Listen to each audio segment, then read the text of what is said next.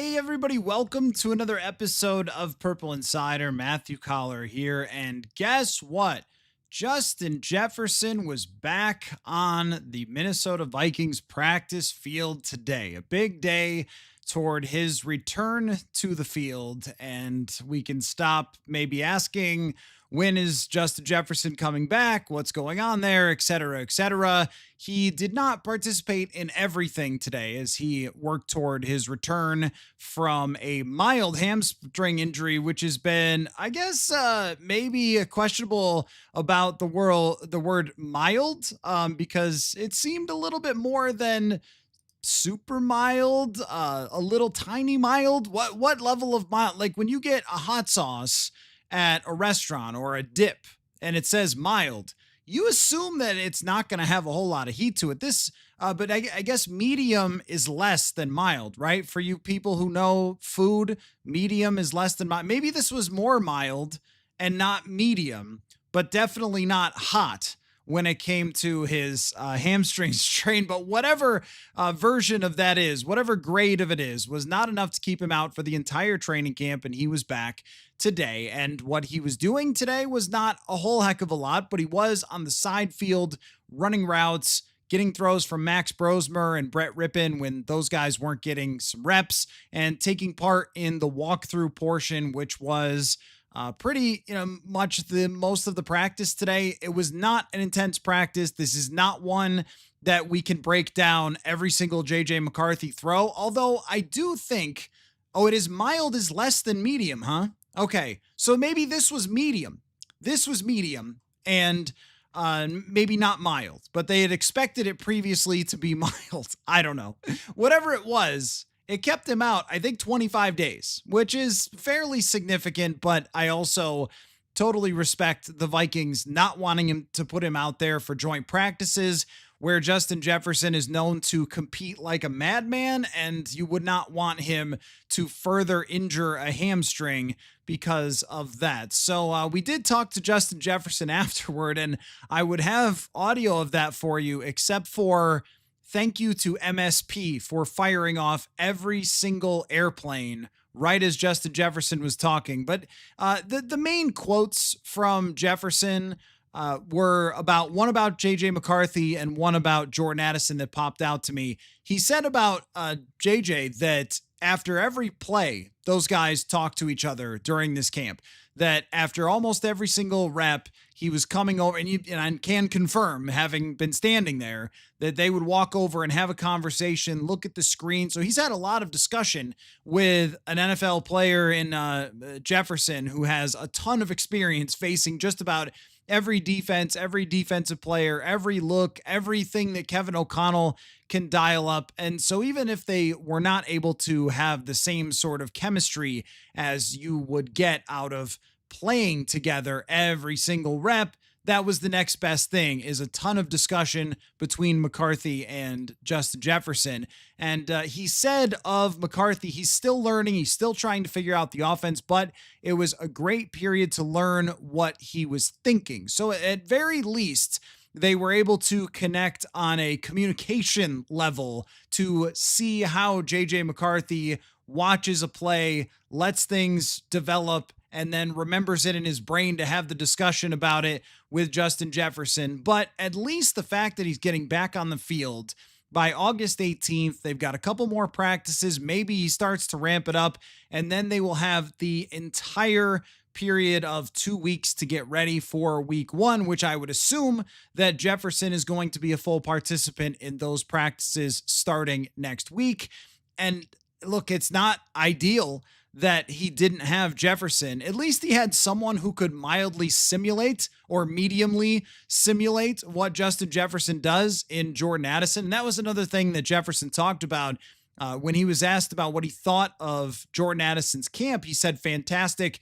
And he said that he loved asking the fact that Addison was asking him questions. And he kind of joked that he was basically like the what would you call it? He was kind of like the coach Justin on the sideline for the receivers to come over and have conversations with him. He was extremely engaged in these practices, even throwing warm-ups to his wide receivers and so forth. And I think that he's absolutely right when it comes to Jordan Addison's training camp, that he has taken it to a different level this year, which is why it's unfortunate that Addison is suspended for 3 games. And in some ways, I get it because of the legal system and the wheels of justice turning slowly in the California courts. At the same time, it feels outdated. It feels like this should have been last year, and now it's going to be this year after an entire year of Jordan Addison not having any issues, and he's kind of ramped up and ready to go to start the season.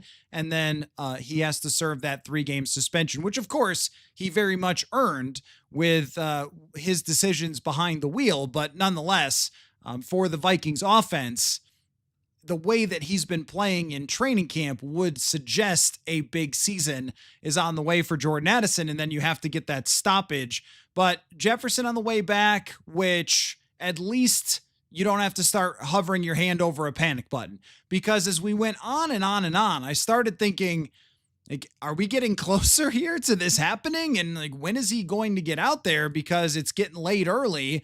And if the answer wasn't today, then I would have really wondered, is week 1 in jeopardy? But nothing Jefferson said today made me think that there's any chance that he's going to be delayed for the preparation for week 1. And as much as there's a part of me that wants to be like, I don't know, guys, this could be a problem. They didn't get to practice together. It's Justin Jefferson, and whatever obstacle is thrown in front of him, whether it's all sorts of different quarterbacks throughout his career, whether it was Mullins, whether it was getting the most out of Sam Darnold or whatever, he's always found a way to be the best version of Justin Jefferson. So you give him a lot more benefit of the doubt that he can get ready in just a couple of weeks than pretty much anybody else. But did want to bring you what Kevin O'Connell said about the ramp up for Justin Jefferson. I don't think it'll change his routine once he's kind of through this period of time where, we let him get his, football legs back underneath him. He's done such a good job with building his strength and doing the work with the medical team and the strength team that I think he probably feels like he's pretty darn close and ready to go. But we've got this time leading into, I think, 3 weeks from today. We've got a little bit of time now to kind of work him back in, continue to build his reps up here as we go, and it coincides with the schedule with how we handle this week, being a pretty heavy week for that first group of guys that we can slowly integrate them back in. You'll see him doing some work with the group, and then you'll see him doing some work while practice is going on, maybe catching more balls and throwing some more routes and just getting a certain amount of workload in for today, and then we'll worry about tomorrow. And it's really a day at a time as we ramp them up. So there you go on Justin Jefferson getting ramped up. And the next 2 practices, my expectation will be ones that we can come in and talk about how everybody performed in full pads and things like that. They were running some 11 on 11s, but when it's shells at this point in the game, I don't like to use that as much of the evaluation because they've been in pads, they've had joint practices, they've had preseason games. So if they're running a practice in shells, and yeah, I mean, JJ McCarthy threw an interception to Blake Cashman today, but I mean, what are we really making of that when it's just a shell practice? So I wasn't tracking every single throw today. It was more, I was keeping an eye on the wide receiver situation, which is quite interesting and was the other thing I wanted to talk about, and also have Mike Sando of The Athletic conversation that we had yesterday, or I guess it was the other day, and I want to bring you that. I think it must have been the same. Was it Friday? It was one of the joint practice days. No, it must have been Thursday. We recorded, but I didn't want to run it before the preseason games. So anyway, you'll hear from Mike Sando on his QB tiers article for The Athletic in just a little bit. And I'll get to your question shortly as well. But on the matter of Jalen Naylor and his health, O'Connell was asked about where Naylor stands in his return because he got hurt in the joint practices, some sort of hand or wrist injury for Naylor. And at this time of year, as O'Connell went on to remind us, they don't have to put out an injury report. And it sounds a little bit from what he's talking about with Naylor, like I'm not really sure where it stands, or at least that's my feeling. Is it sounds a little suspicious, as in maybe it could impact week 1, maybe not. it wasn't really very precise in his analysis of Jalen Naylor's injury. So here's KOC. Jalen Nailor still testing in the testing phase? Yeah, he's we're more than likely going to hold him, out for now. He's kind of figuring out what the best plan of action for return to play will be, but do feel good about, where we're at with that. And, I think as we roll here, it's going to continue to give some us answers on the rest of that room, and we got some more information in the game. We had some more information in the joint practices, even when Jalen was out there. So we'll just continue to kind of build that together. But no, I think hopefully, I would consider it week to week at this point, knowing we've got 3 weeks out from that opener that we can ramp him back up. But the good thing is he'll be able to stay in great shape. So there was KOC. I mean, he didn't say that he won't be out there week 1, but he also didn't say that everything is fine. And he said that, they're looking at options and ramping him up, and a lot of vague language there from Kevin O'Connell on Jalen Naylor. But here was my thought walking out of practice today, because I also saw, and we'll see if we get an update on this, Ja'Shawn Jones was walking with a trainer back into the building. I mean, they are kind of taking hits left and right in this wide receiver group. So today, as JJ McCarthy's out there with the ones, and this is the thing that I saw that made me think, okay, it's finally time to pull this lever as far as my opinions go. It was Tim Jones taking first team reps today. Now, not all of them. I mean, there was the other guys that were out there as well that have been taking them, Lucky Jackson and so forth. But Tim Jones has been on the third team for the entire offseason. He's been practicing when Max Brosmer's out there. Those two have formed a pretty good connection, and Jones played well in the preseason game. He's played in the NFL before. He has 17 career catches, but Tim Jones is really a special teamer type. He is not the type of wide receiver who you want out there running a bunch of routes and catching a bunch of passes. I think he can do it a little bit. He had 3 receptions last year for the Jacksonville Jaguars, which kind of tells you where he's at with that. And because of the number of players who are injured in this receiving group, Moore's out for the season. Jefferson's not back yet. Now Ja'Shawn Jones goes into the facility with some type of ailment, and you're running Tim Jones out there. And that's where I decided it's time to call for it. I'm not just going to say maybe I'd be okay with it. I'm going to call for it. I think it's time to trade for Adam Thielen. Yep, I'm going there. I am going there, folks. I think it's time. And the thing about the trade for Adam Thielen idea. So here's what I want to know from you is, let's say the Vikings trade for Adam Thielen. Comment section, tell me, what would you give up? What would you give up if I told you, if I just came on here and my first words were the Vikings traded for Adam Thielen, what would you expect the return to be if they decided to do that? I'll give you mine, but first I want to tell you why. I think that it makes more sense than probably anybody else that we can come up with. And I'm seeing your names in the, throwing out Gabe Davis, throwing out Tyler Boyd. Like, these guys haven't been good in a while, but Adam Thielen has actually been pretty good the last couple years in Carolina. It's just, why would anybody notice or care? Because it's Carolina and they haven't been very good over the last couple of seasons. But when you go back to last year for Thielen, let me call up his regular season stats here. Last year, he had 48 catches in 10 games for 615 yards. That's 12.8 yards a catch, 5 touchdowns. The year before, he had 103 catches, and both years he's really been a slot receiver for them. So he has played in more of a depth type role. And I mean, if you're going to tell me that anybody else on your lists has been as good as Thielen over the last couple of years and would be able to step in faster than Adam Thielen, I want to know who that is. Like, what person is that? Is that Amari Cooper? Can Amari Cooper get there faster than Adam Thielen when it comes to ramping up? Has Amari Cooper been better recently? Because he was pretty bad with Buffalo and Cleveland last year.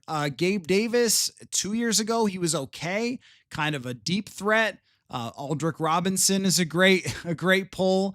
Maybe if you want to throw a Tajay Sharp out there or somebody like that, Kendall Wright, the number of different guys that they have tried in depth wide receiving roles over the years is in the high numbers. But Josh Doxson maybe is a good answer to this question as well. I mean, there's just not a lot of very good options.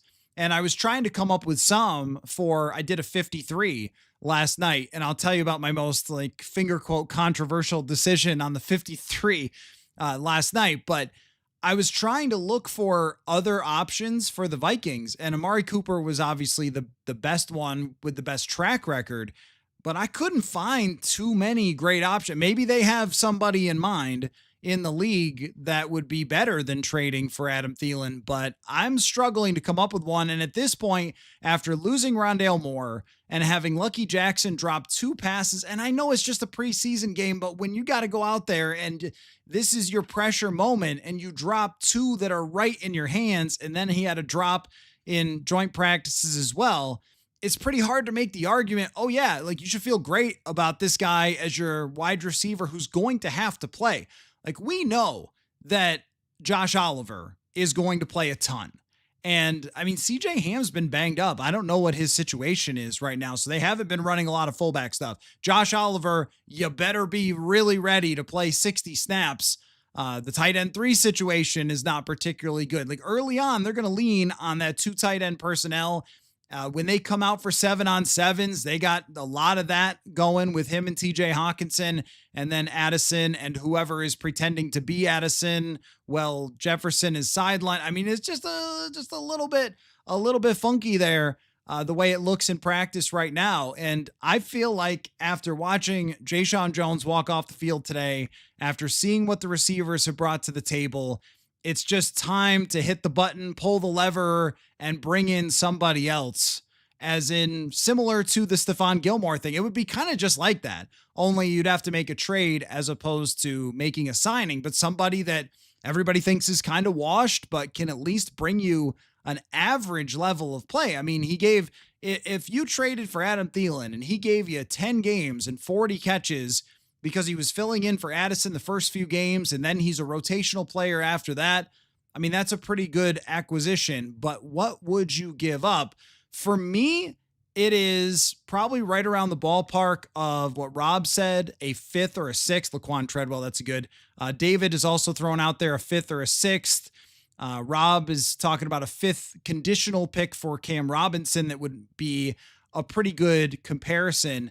That's exactly where I stand. I mean, with somebody like Thielen, and the reason, and somebody asked, I'm sorry, let me see who asked, why would Carolina, so Bran, why would Carolina give him up? And that was my initial thought as well. My initial thought going into this was, hey, is Carolina really going to give up Adam Thielen? They need Bryce Young. They need the locker room. They need guys who are reliable and can catch passes, have great hands. I mean, he caught 77% of passes last year. Adam Thielen's hands are never going to slump. So why would they give him up? And I think the answer is, when you look at that wide receiver room for the Panthers, it's a lot of younger guys, and it's a younger team that I think is a little more on the rise. So you've got McMillan, you've got Leggett, you've got Coker. These are guys that they like, and they like where they're going with the young quarterback, young receivers. And I don't think this version of the Panthers is really there yet as far as competing for a championship. So if you can get some draft capital for a guy that maybe you weren't going to use as much because you want to lean on those young wide receivers and figure out what you have, that would make sense for the Panthers to move Adam Thielen. And just reading some of the reports from Carolina and how their practices have gone, Mike Kay is a really good reporter down there in Carolina. I've been kind of keeping an eye on his coverage. Is it possible, Mike? And I think it is. I think it is possible that they would consider offers for Adam Thielen. And, VA Viking, he doesn't have to reinvent himself as much as just contribute. Just run the routes he's supposed to run and just get in the right position to make catches for underneath stuff, whatever it might be. I mean, they have no one that is reliable right now. And I would actually throw Jalen Naylor into the category of a guy who just wasn't all that effective last year and has not been all that effective during camp. And Dr. Smug being a little smug here with your anti-Thielen, he's not worth the squeeze. I mean, have you looked though? Like, have you looked at what Adam Thielen has done the last 2 years for Carolina?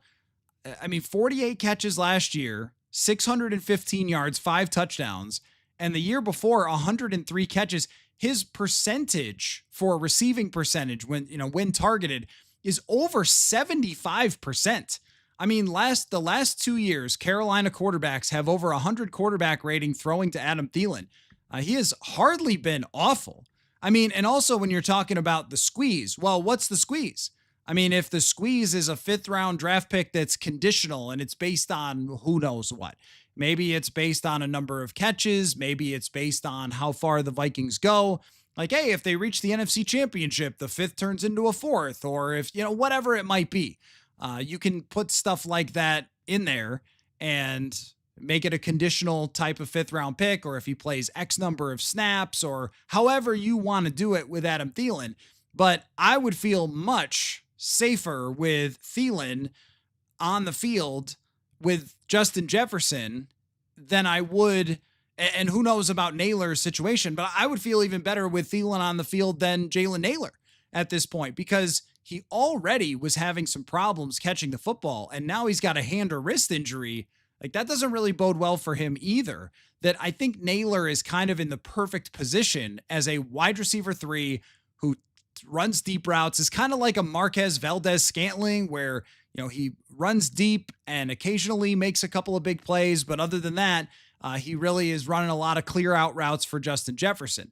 Yeah, I know what you mean by the squeeze, and I think his salary is pretty manageable, but I guess you'd have to look that up. When it comes to the draft pick, but you're talking about a 5th round draft pick. I mean, this year is the type of year where you trade a 5th round draft pick for someone who can help you as much as possible. And I think what this is giving you, and you have to remember that the veteran player that they were bringing in to be receiving depth was Rondale Moore. And I know Lucky Jackson was getting more reps, but I think there was a better chance that Rondale Moore would have started to work his way in around this time of year. But then he ends up getting hurt for the season and he's out for the year. So you don't have that guy. You don't have that fallback type of role player, whereas, somebody like Adam Thielen could be that guy. So, I do think, look, I mean, when it comes to their actual draft picks, maybe you have to make it a 4th conditional or something like that if they don't have the 5th or the 6th, which, yeah, I know you always have to check with Vikings draft picks. What do they got? Vikings draft picks 2026 because Kwesi loves to trade them. So, okay, so call it this. So they don't have a 5th because they're okay. So they're supposed to maybe get those for comp picks. How about then, just for the logistics of making it work, how about we call it a conditional 4th round pick? You could give up a 4th round pick and get Thielen. Is that worth it? I think for a year like this, I think it is. That might be stretching it out a little bit to a 4th round pick. That might be a little bit much, but Scott says done mortgaging the future. I mean, are you mortgaging the future giving up a 4th or a 5th round pick? Does that really mortgage the future? I don't think day 3 picks mortgage the future. We're not talking about giving up a 3rd. We're not talking about giving up a day 1 pick, a 1st round pick. This is somebody who can still play wide receiver in the NFL, can still catch 77% of the throws that came his way. His quarterback with over 100 quarterback rating when getting targets, and knows Kevin O'Connell's offense. It's pretty hard to learn on the fly for any other wide receiver you're going to bring in. And a lot of times we don't see this be very successful. We just don't. I mean, Amari Cooper for the Bills last year, he was supposed to be a game changer for them. Never got on the same page with their offense. I think he got banged up, and then that was just kind of it for Amari Cooper. It's hard to bring in wide receivers at the last minute, but in this case, Adam Thielen would be able to have that fundamental foundational knowledge of playing here for at least, the 2022 season and have a sense for what Kevin O'Connell's offense would be. So I am into it, even though, yeah, I guess that makes it a little harder. I think it's worth a fifth, but if they only have a fourth, then I think that's when you're talking day 3 picks and you're in the mode of winning as many games as you possibly can, and also giving JJ McCarthy the best opportunity to succeed, because you have to also along the way here get a sense for how good JJ McCarthy is. And if you're talking about, not having a number 2 wide receiver who you can rely on, and it's really only leaning on Justin Jefferson and then the backfield and tight ends,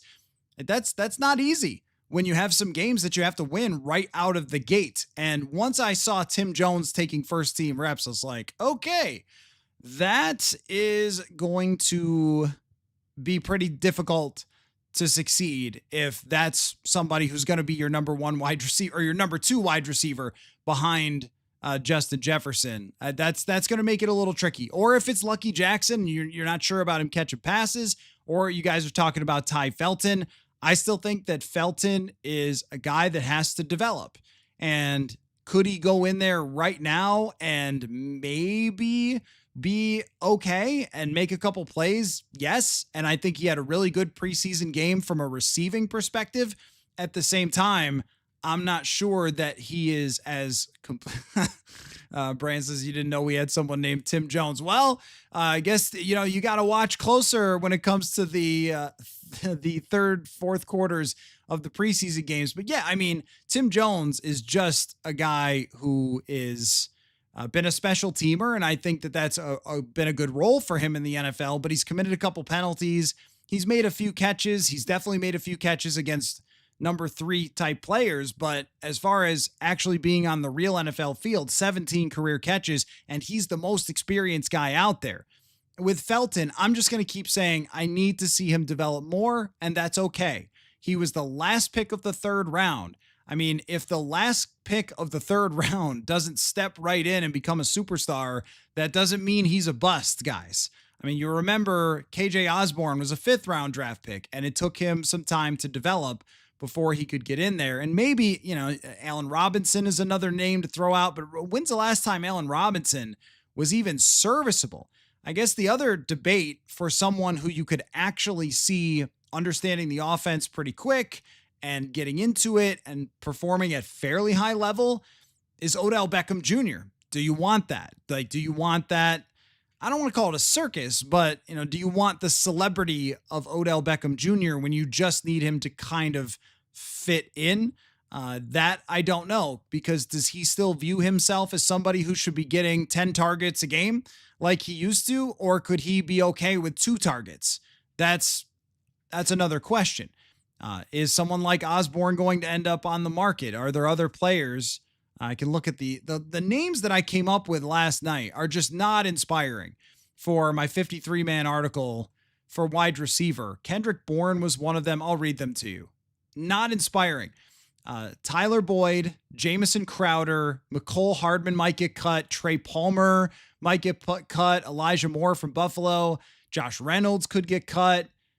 I mean, does that make anybody excited? Because that does not make me all that excited. And I agree, Steve, that I would be a little bit concerned about Odell Beckham just as far as what comes along with him.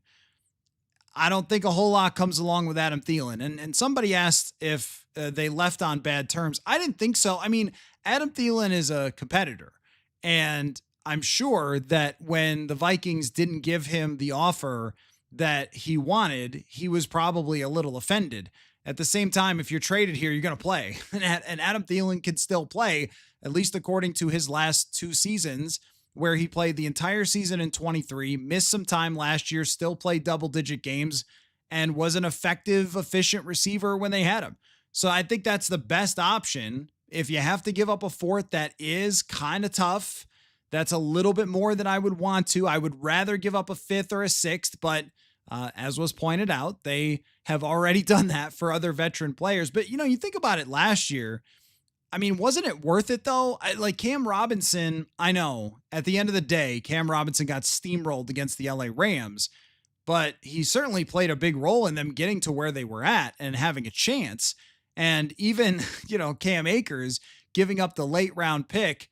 I mean, is there a big difference? And this is a Kwesi thing, and I tend to agree with it. Is there a big difference between the 5th round or the 6th round pick, the late day 3 pick, even a 4th rounder, and getting 5 of the best undrafted free agents? Is there a big gap between that? I'm not so sure that there is. Maybe a 4th, it seems like too much to some of you, shifty. And I get it. I know 4th is where I teeter, because 4th makes me go like, oh, that is a pick that you kind of expect. But can we go through Vikings 4th round picks? Let me see here. I'm going to call up drafthistory.com and we could take a look at Vikings 4th round picks. Let's see, draft history. Let's see what we got for Vikings 4th round picks, because my recollection of Vikings 4th round picks is that they have not been particularly great ever. And I know like a lot of people like to point out different draft picks that haven't gone well for Kwesi, but I don't remember a lot of them going all that well for Rick Spielman in the 4th round. So this is just to make the point about Adam Thielen and what he could bring to the offense right away, as they are really struggling. And I mean, this has to do with Naylor's injury as well. If Naylor was 100% and didn't get banged up and Rondale Moore was there, I probably would have said, okay, yes, David, I'm aware Stephon Diggs was in the 5th. That is true. That is true. Every once in a while, did you know Tom Brady was drafted? You're not going to believe this. You guys aren't going to believe this. Tom Brady was a 6th round pick. So you should probably keep all of your 6th, because it could be the next Tom Brady. I'm not so sure that logic works out. Let me get back to the 4th round picks of recent memory. Jay Ward, he's a contributor, I guess. Caleb Evans. Let's see.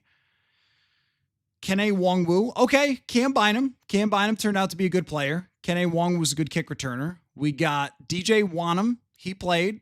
James Lynch. Troy Dye. These are some guys. Drew Samia. That didn't go too good. Jalen Holmes. Ben Gideon. Jaleel Johnson. These are 4th round draft picks. Willie Beavers. That one didn't go so good. TJ Clemmings. That one didn't go so good. Gerald Hodges. He played in the league for a while. Hey, Jarius Wright and Rhett Ellison. Those were 4th round picks. Greg Childs. That didn't work out so good. The injury there. Yeah, you get my point, right?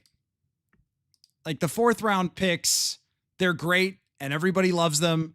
And I am absolutely sure that on the 3rd day of the draft, everyone will say, what was Kwesi doing giving up that 3rd round pick for Thielen? He only caught 37 balls and helped them to the NFC Championship or something.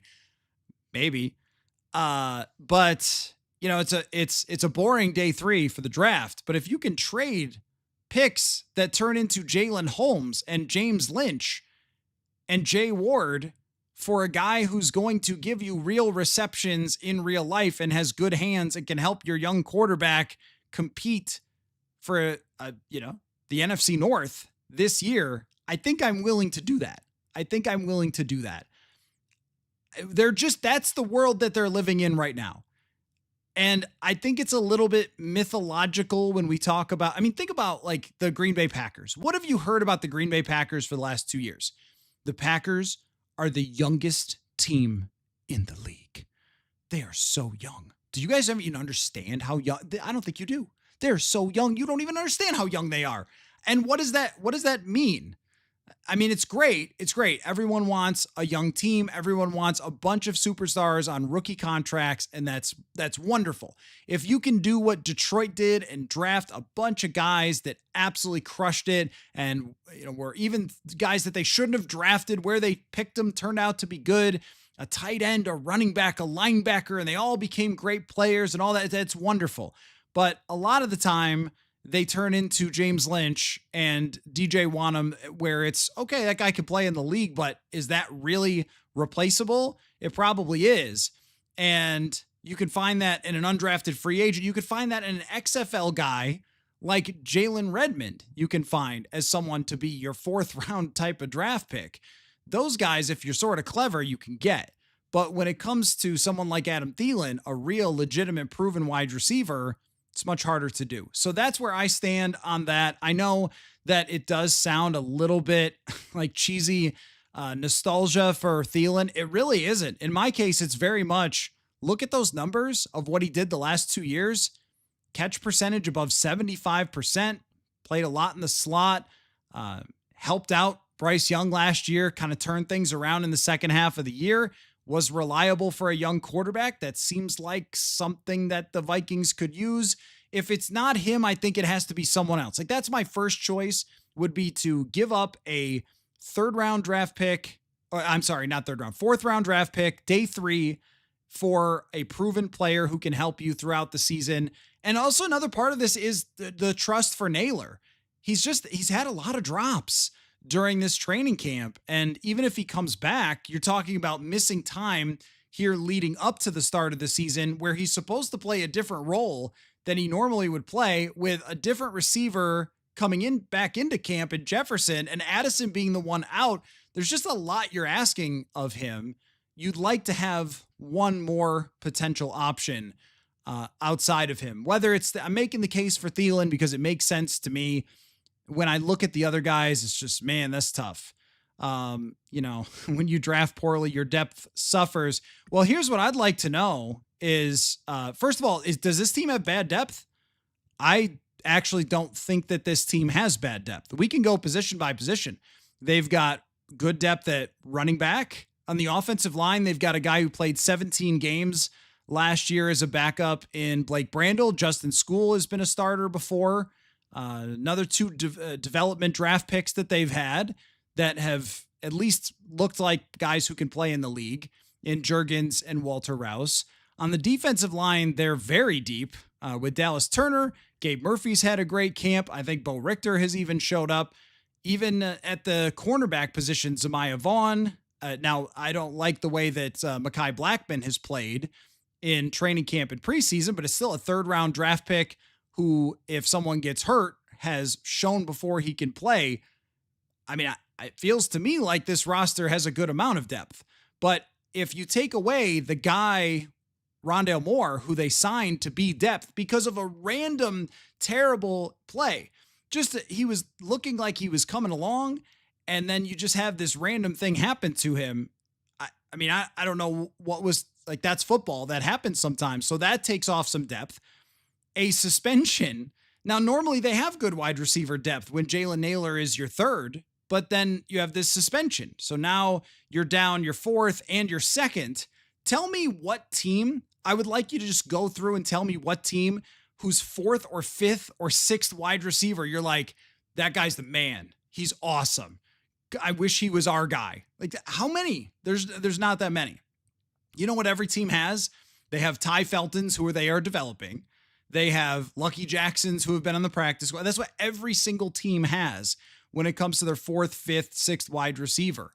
Yeah, you're right. The Texans do have, but the Texans also have 2 rookies that they're relying on. Like, those aren't proven players. Those are guys you might like that I like, but they're not proven players. So I think every single team, if you were to lose your number 2 and your number 4 wide receiver, would be looking around trying to find somebody else.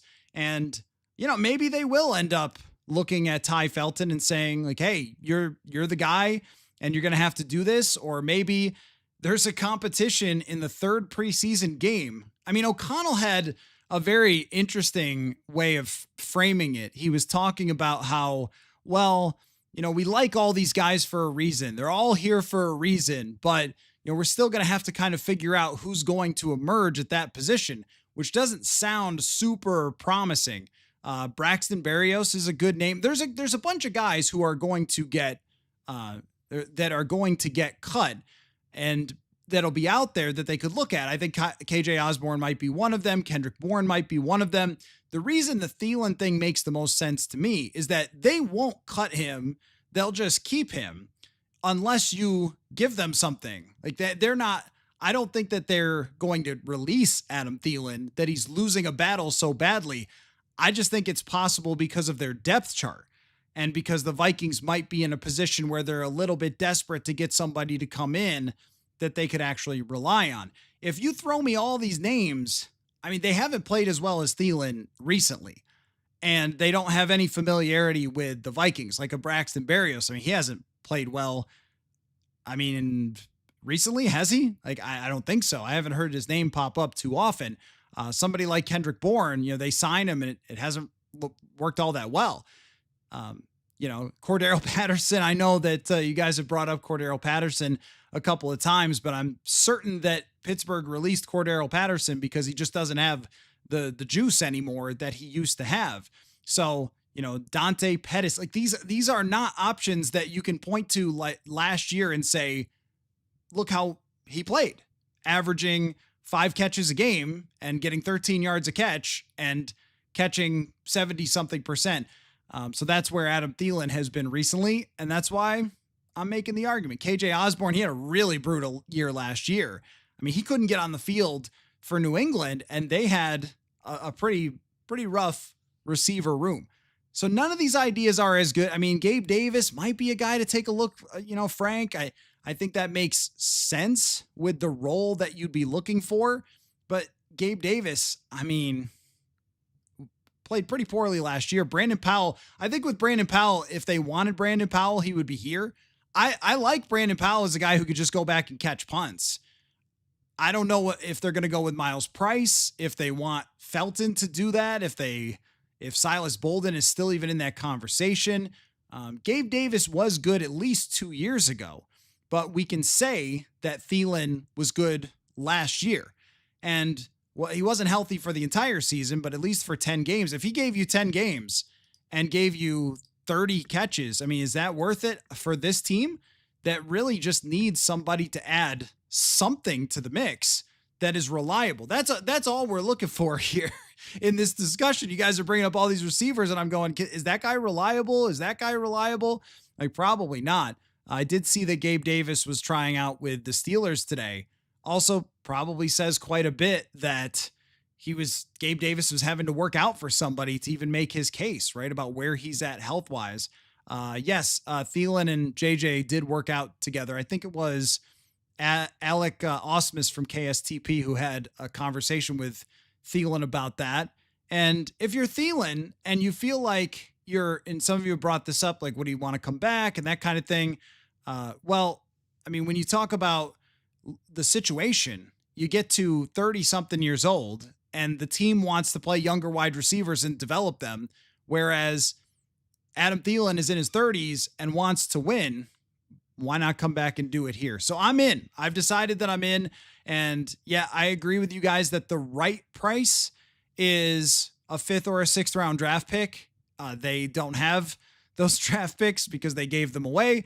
It looks like, for you comp pick freaks, that they will get some of those back after letting certain guys go this year in free agency. So they'll eventually get them. But, when it comes to what they would have to give up right now, it's probably a 4th would have to be that conversation. And maybe there is a 4th can turn into something, or maybe you get a 6th back. Like, what if it was this? What if it was a 4th for Thielen and a 6th? You get a day 3 pick back. There's not a huge gap between any of those days or undrafted free agents.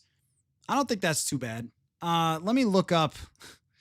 I love overthecap.com, but I always cringe when I have to go there during the show because it melts the computer. So I'm going to look up Thielen's contract as fast as possible before, because Over the Cap is a huge website. So right now the cap number for Thielen is $10 million.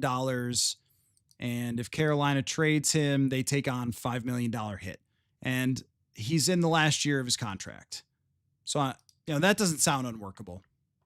So we'll see. We will see if the Vikings go out and get somebody else. But the way that it sounded to me from Kevin O'Connell was, somebody show me something here. Because in the last game, they didn't really do it. It was actually Tim Jones that ended up doing the most. And that's probably why he was getting some first team reps. So anyway, I appreciate that conversation and all the names that you guys dug up But also earlier this week, or I guess it was late last week, I got together with Mike Sando of The Athletic to talk about the quarterback tiers article and what people had to say around the league to Mike Sando about JJ McCarthy. So before I do that, yeah, Brand says, love a website that makes your computer sound like it's going to take off into the stratosphere.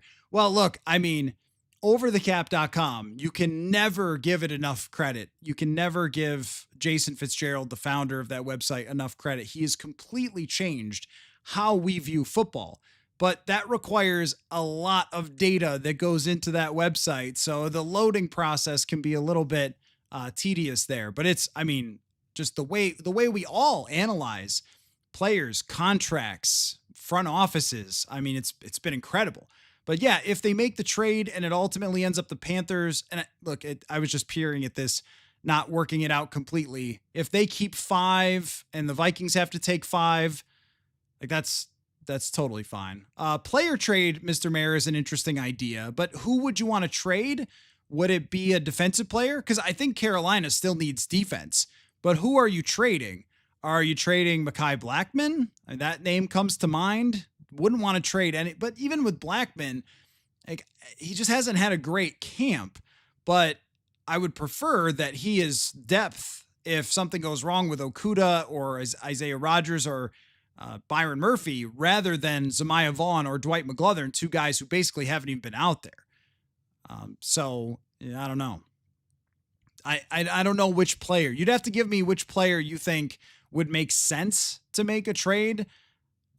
Because yeah, I mean, Dwight McGlothern would be a throw-in. It would be if you were trying to give them, a later pick or something, and you're trying to toss him in there. But I mean, that's somebody that usually that caliber of player, cornerback 6.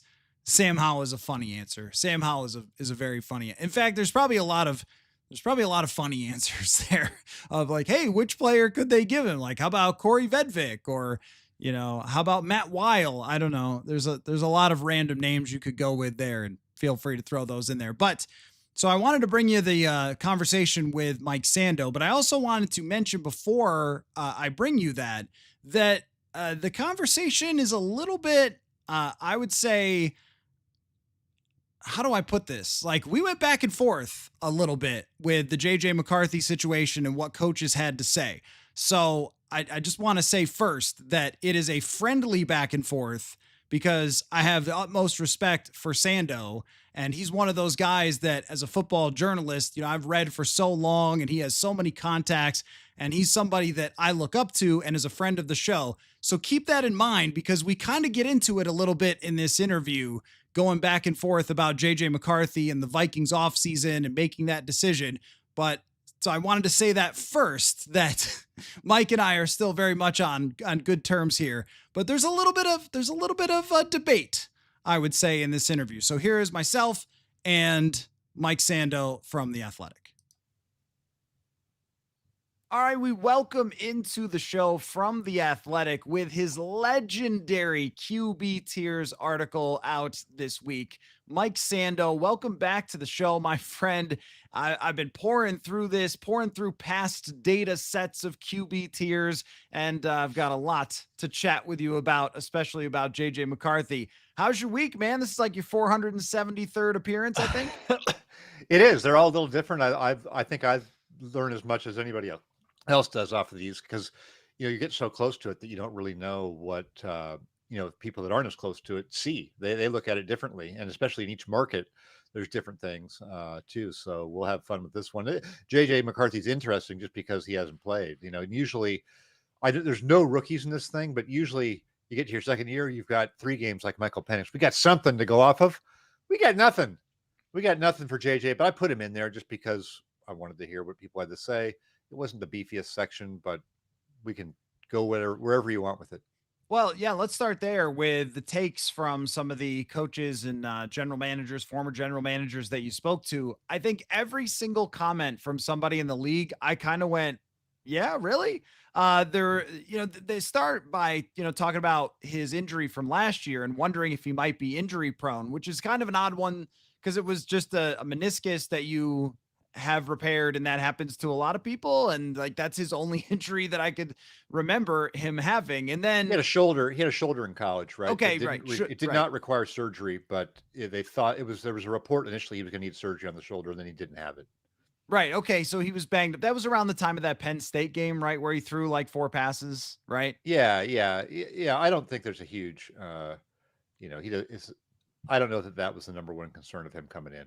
Right. And then, there's another comment that says he's slight, which was probably true like 6 months ago when he was Yeah. recovering, but now he's probably at 220 pounds. So I thought, okay, well, that doesn't seem to be a big concern. But there's one that really pops out to me as one where I thought, well, this is interesting because I think a lot of people do think this. A head coach told you, I just don't hear slam dunk stuff out of Oh yeah. there, which that one is the one I would probably contest the most because this team won. Really? Yes, because this team won 14 games last year and they moved on from their starting quarterback that won 14 games. And then a Hall of Famer came to Kevin O'Connell and said, please sign me and let me play for you. And they said, no, we're going with JJ McCarthy. I mean, I don't Yeah. like what more Do evidence do you need for a slam dunk? So do you think they were unanimous in deciding to move on from Darnold, that the whole building wanted to do that? There's no Well, way, right? In any I don't organization, there'd be no way that's true, correct? Well, I mean, I don't think any organization agrees 100% on anything, but I also don't think that there's a democracy in the Vikings building when it comes Yeah. to what to do at the quarterback position. I think that that's more of some other autocracy, which would be Kevin O'Connell makes that call along with Kwesi Adofo-Mensah and the ownership. But I mean, no, there was a lot of discussion in the offseason. So I get where that comes Coaches would from. generally want to go with the known player, right? Always. Yes, yes, yes. And I Yeah. think that probably if you're on the defensive side of the ball, you might be like, we're going to have a great defense this year. So can you just get us to like the 15th best offense with Aaron Rodgers or bring back Sam so we can Yeah. guarantee like what we're doing here? And, McCarthy And did so, yeah. miss a lot of time, of course. But when you ultimately land on pushing aside two really good, proven quarterbacks to go with McCarthy, I don't know what more evidence we need Well, when we've so got do you that right think, there. so you never heard any kind of whispers or anything? You think there was never any concerns in the Vikings building ever about whether they were ready to turn it over to JJ McCarthy? Oh no, I think that they had a lot of conversations about it. I'm not No saying that they concerns. Do you think they never had concerns? Of course they did. Because I see that quote. I see a real big gap here between those types of vague quotes and what's actually gotten out. Okay, Mhm. it feels like there's more to the story that we just don't that isn't being reported. Is what it feels like. This whole off season does, including all of those Rogers reports. There's a disconnect somewhere in the narrative around JJ McCarthy and how the Vikings do not feel about him, and the way the people who cover the team seem to have rallied around the idea that it's all just perfectly fine and everything makes perfect sense, and this is complete smooth, and there's absolutely no concerns about JJ, right? That's the view from internally, right? That's the view from the people covering the team. Well, There's a I big don't gap between those things. You talk to a yes. head coach, the head coach will say, I don't hear slam dunk stuff. We pull every beat writer. This is a slam dunk. I mean, what more do you need? They went right to this guy. So what kind of conversations do you think the head coach is having? Do you think he's talking to people on the staff or in the front office, or he's just making it up? No, I mean, I think that that is what has been spun as a narrative from some people who were really banging the drum for Aaron Rodgers to become a Minnesota Viking. I think that that's been kind of the thing that's been out there in a lot of national outlets of there's something going on there. There's something going on with JJ McCarthy. Now, how could you ever be 1000% when the kid was recovering from a serious injury, when he's never played Yeah. before? Of course you're having that I think they discussion. wanted to watch him this offseason. I think they wanted to Yeah. make him earn it. I think they didn't want to anoint him, because you could have easily, on day one of the Rodgers stuff, once you knew it wasn't going to happen, you could have said, look, we are 1,000,000%. This is JJ's job. And that's not what they said. That's what the Colts would have said if somebody had a report that Andrew Luck, they were looking at somebody when they had Andrew Luck, correct? Before he had played, or somebody, or the Packers with Love, who hadn't played. If there's a report, they were looking at somebody. it'd be like immediately put to rest, right? And it kind of wasn't. The stuff has been allowed to linger there a little bit. Well, how long did it linger? I mean, like a week and a half. I mean, It was a very long week and a half where it was like people were going crazy. It was So, crazy. I I'm just did saying, 7 podcasts on it. Yeah, yeah, exactly. I'm just saying, where there's smoke, there's something. There's a little something there that isn't as seamless as it could have been, and it all may work out great. It all may work out great, but I think it's an interesting situation to watch. And as I think my conclusion is, let him play. Let's just see him play. I'm tired of all this stuff. It's if we had to, if he gets hurt this year and doesn't play the whole year, I'm not going to be able to take it. It's just like we just have to table all discussion on this guy until he actually plays, because I do feel like it got a little out of hand. Well, and that's what I think that a lot of the conjecture where it comes from is that people just haven't seen JJ McCarthy. But I think if you're the Vikings and Aaron Rodgers calls you and says, "Do you want me to come play for you and throw the ball to Justin Jefferson?" You have to think about it. You have Sure. to ask ownership's opinion. You have to get the opinion of people in your building, and you have to think about that very hard about whether you want to give JJ McCarthy another year. And I agree with you that when you talk about slam dunk, of course, until you actually see him out there playing in real NFL games. I mean, there's guys on your list who have moved up and down tiers every single year that people debate every single week Sure. on the internet that aren't a slam dunk yet. But the point that I would make is you have to consider bringing back Darnold. You have to consider Aaron Rodgers. You have to consider where he is at health wise, which he was still coming back from health wise as they're making this decision in real time. But when they land on the conclusion, they have all the meetings, all the discussions that they conclude this is the best possible way to go about it.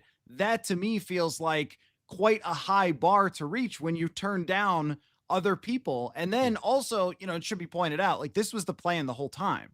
Like when No doubt. Adolfo-Mensah and KOC got here, the plan was to have this guy at this moment with this team. So I guess that's where I think the disconnect is. But I also think it's very clear from the comments that everyone needs to see JJ McCarthy because there's been a lot of inventing of a JJ McCarthy in people's heads who haven't seen him. It's funny, I have a file here of all the comments, and I wish I would have put. I can't believe I didn't put this one in. Let me just see. I don't think I did. Here's one from someone in the front office. 4 for now, but he was my favorite guy out of that class. Not the most talented, but the mental side, the intangibles, the ability. I thought he was just wired for success. I should have put that in there. Probably should have put that in there. I just saw it here. It's the last one in my notes. So, there's people who really like JJ McCarthy. In fact, I did a podcast with before Randy Mueller left the Athletic to go back to the Saints. I mean, he was banging the drum for McCarthy before anyone else was that he's going to be a top 10 pick. That high, and no one was really saying that for a while. And he was on him. I do remember that. So there's a lot of people who like JJ McCarthy. I think it was been implied in the coverage of him more nationally and somewhat locally that they have had some questions about him have arisen behind the scenes, and we're not privy to that. That's what's implied. And so let's just let him play. It doesn't seem to be the case now. None of that stuff seems to be relevant. And his play is going to, and how he handles the situation is going to tell everything. I do think it's a fascinating team because they got older this offseason. I think they're leaning into this idea that, hey, we've got a good medical plan here with these older guys who've been hurt. They'll be fine with us. And I don't know. I've seen that before, but they went with a super veteran team, and then you're plugging in the green guy who, best case scenario, probably JJ McCarthy is going to need half a season or 2/3 of a season just to find his bearings. The hard part for him is, it could very well be rocky for half the year. That doesn't mean anything. But he's going to be like, hey, what if Darnold is having a good year with Seattle or Rodgers comes back? You sort of have to live with that. And, questions about JJ, this and that. And, he missed this read. And it's like, dude, he's a rookie. He may have not a not great season. That's totally normal. Right. Well, I have already prepared myself for if he is 16 for 28 in the first week and they win 17-14 of, is JJ really good enough to win with this team? There's already been a lot of that. And I've brought that up with Vikings fans of like, prepare yourself. You're going to be on Get Up every single week, especially because they start the season Monday Night Football and then Sunday Night Football. So you get the Island game, which means you get all the Yeah. talkers. But let me ask you this, Mike. You mentioned, and I agree with you that ups and downs are to be very much expected. What tier would he have to be in the 2026 version for this team to be a serious Super Bowl contender? Oh, I think you'd love to see him go up into that Bo Nix range. Like Bo Nix had a good season, but people want to see it again, right? So, in the absence of a Jaden Daniels type year, where you're in the championship game, and you had a bottom 10 defense, and I mean, you were a superstar almost for part of the year. You can get to the top of tier two doing that, like Lamar did that early in his career. Herbert quickly went up to the top of tier two. I think that's probably the outlier type of a situation. Stroud kind of did that, but I think a Knicks type of year where you feel like the marriage is good between the quarterback and the head coach, right? No one's saying that Knicks is Mahomes or Lamar, Josh Allen. Like physically, he just may not be, but you can see what the head coach was looking for when they drafted him. The head coach is super invested in making this guy succeed, unlike Sean Payton was with Russell Wilson, by the way. And it just feels right, and it feels like he's going to get tier three, but most people in Denver probably feel he's tier two. And if he does the exact same thing from last year, he is tier two. And you had Denver like last year with a good defense, top five. The coach was even saying, hey, we're so bummed we lost to Buffalo. We were looking forward to playing Kansas City. Like that's a level of optimism and confidence that they have in their guy after a really good year where it just felt like a great fit. So I would love to see that. Kevin O'Connell's gotten a lot of, pats on the back over the years for making the most of these quarterbacks, and including guys who were backups who got in dire circumstances. They've done better for the most part than people thought they would have. So hey, if JJ McCarthy's his guy, he's had a year in the building to learn the offense, get comfortable with the guys, earn everybody's respect. Hopefully, why couldn't this be like that? Right? Why couldn't it be like Bo Nix, who was the sixth quarterback? Uh, you know, taken in the draft. Why couldn't JJ, have that type of a year? Especially he's got the weaponry, right? So is Bo Nix a good comp of like a first rounder who not everybody had as their top quarterback? He wasn't like consensus, but if the coach liked him, just like they like Bo Nix, you got a chance for success. Well, and I think that Bo Nix did a really great job last year of kind of managing his way through some games with a great defense and then coming along and starting to open things up as he Yeah, went along. Where I think there's a difference is the supporting cast. I mean, once they get Addison back, you're talking about one of the best groups of weapons in the NFL, an improved offensive line, although Denver has a good offensive line. But they might have to play like that a little bit early yeah, on in yeah. those first couple of weeks, like try to win with a little lower scores and then see it all start to kind of come to fruition. Yeah. But I I felt think that that like, it's a good. I yeah. think it's a good comp, though. I think if he's Bo Nix, that they win a lot of football games. Oh, a ton. And you're right. Like the first half of the year, Bo Nix's numbers were kind of hollow, weren't they? It looked good on paper, but you sort of knew what they were doing. And then by the end of the year, I think it felt better than that. So that's a great comp. I think that's a great realistic expectation. Maybe it's the high side of the realistic expectation, but he has a good group around him. I mean, you got to say O'Connell's a good coach, good offensive play caller. They've invested in the offensive line, right? They've got really good receivers. Why not? I mean, that's what their whole argument is that not franchise tagging Sam Darnold, paying him 40 mil, allowed them to go get a guard, allowed them to go get defensive tackles, so he doesn't have to do Yeah. everything right away. The 2024 class is so interesting, though. When I look at the tiers, it feels to me like there's a lot of, and it's totally fair, of like we just like we're not really sure. Like Michael Penix has some amazing throws last year, looks the part, but don't really know. Drake May, I just got done watching him at joint practices. I'm wishing the best for Drake because he doesn't have an offensive line and his best receiver is a 30-plus-year-old coming off an ACL that wasn't doing everything in practice or definitely wasn't dominating practice. I think he's really in tough, but Penix has a good supporting cast. It seems like the only one that people are really like very high on is just Jaden Daniels. Yeah. Yeah, but Jaden Daniels, he's the highest that anyone's ever debuted as a second year quarterback. Remember, I don't have rookies in it. He broke Stroud's record. Stroud had broken Herbert's record. Stroud and Herbert, so far have kind of I don't know if plateaued. They didn't make the push into tier one yet. Maybe Stroud still will. Maybe Herbert will. But I thought there was very positive talk around Bo Nix.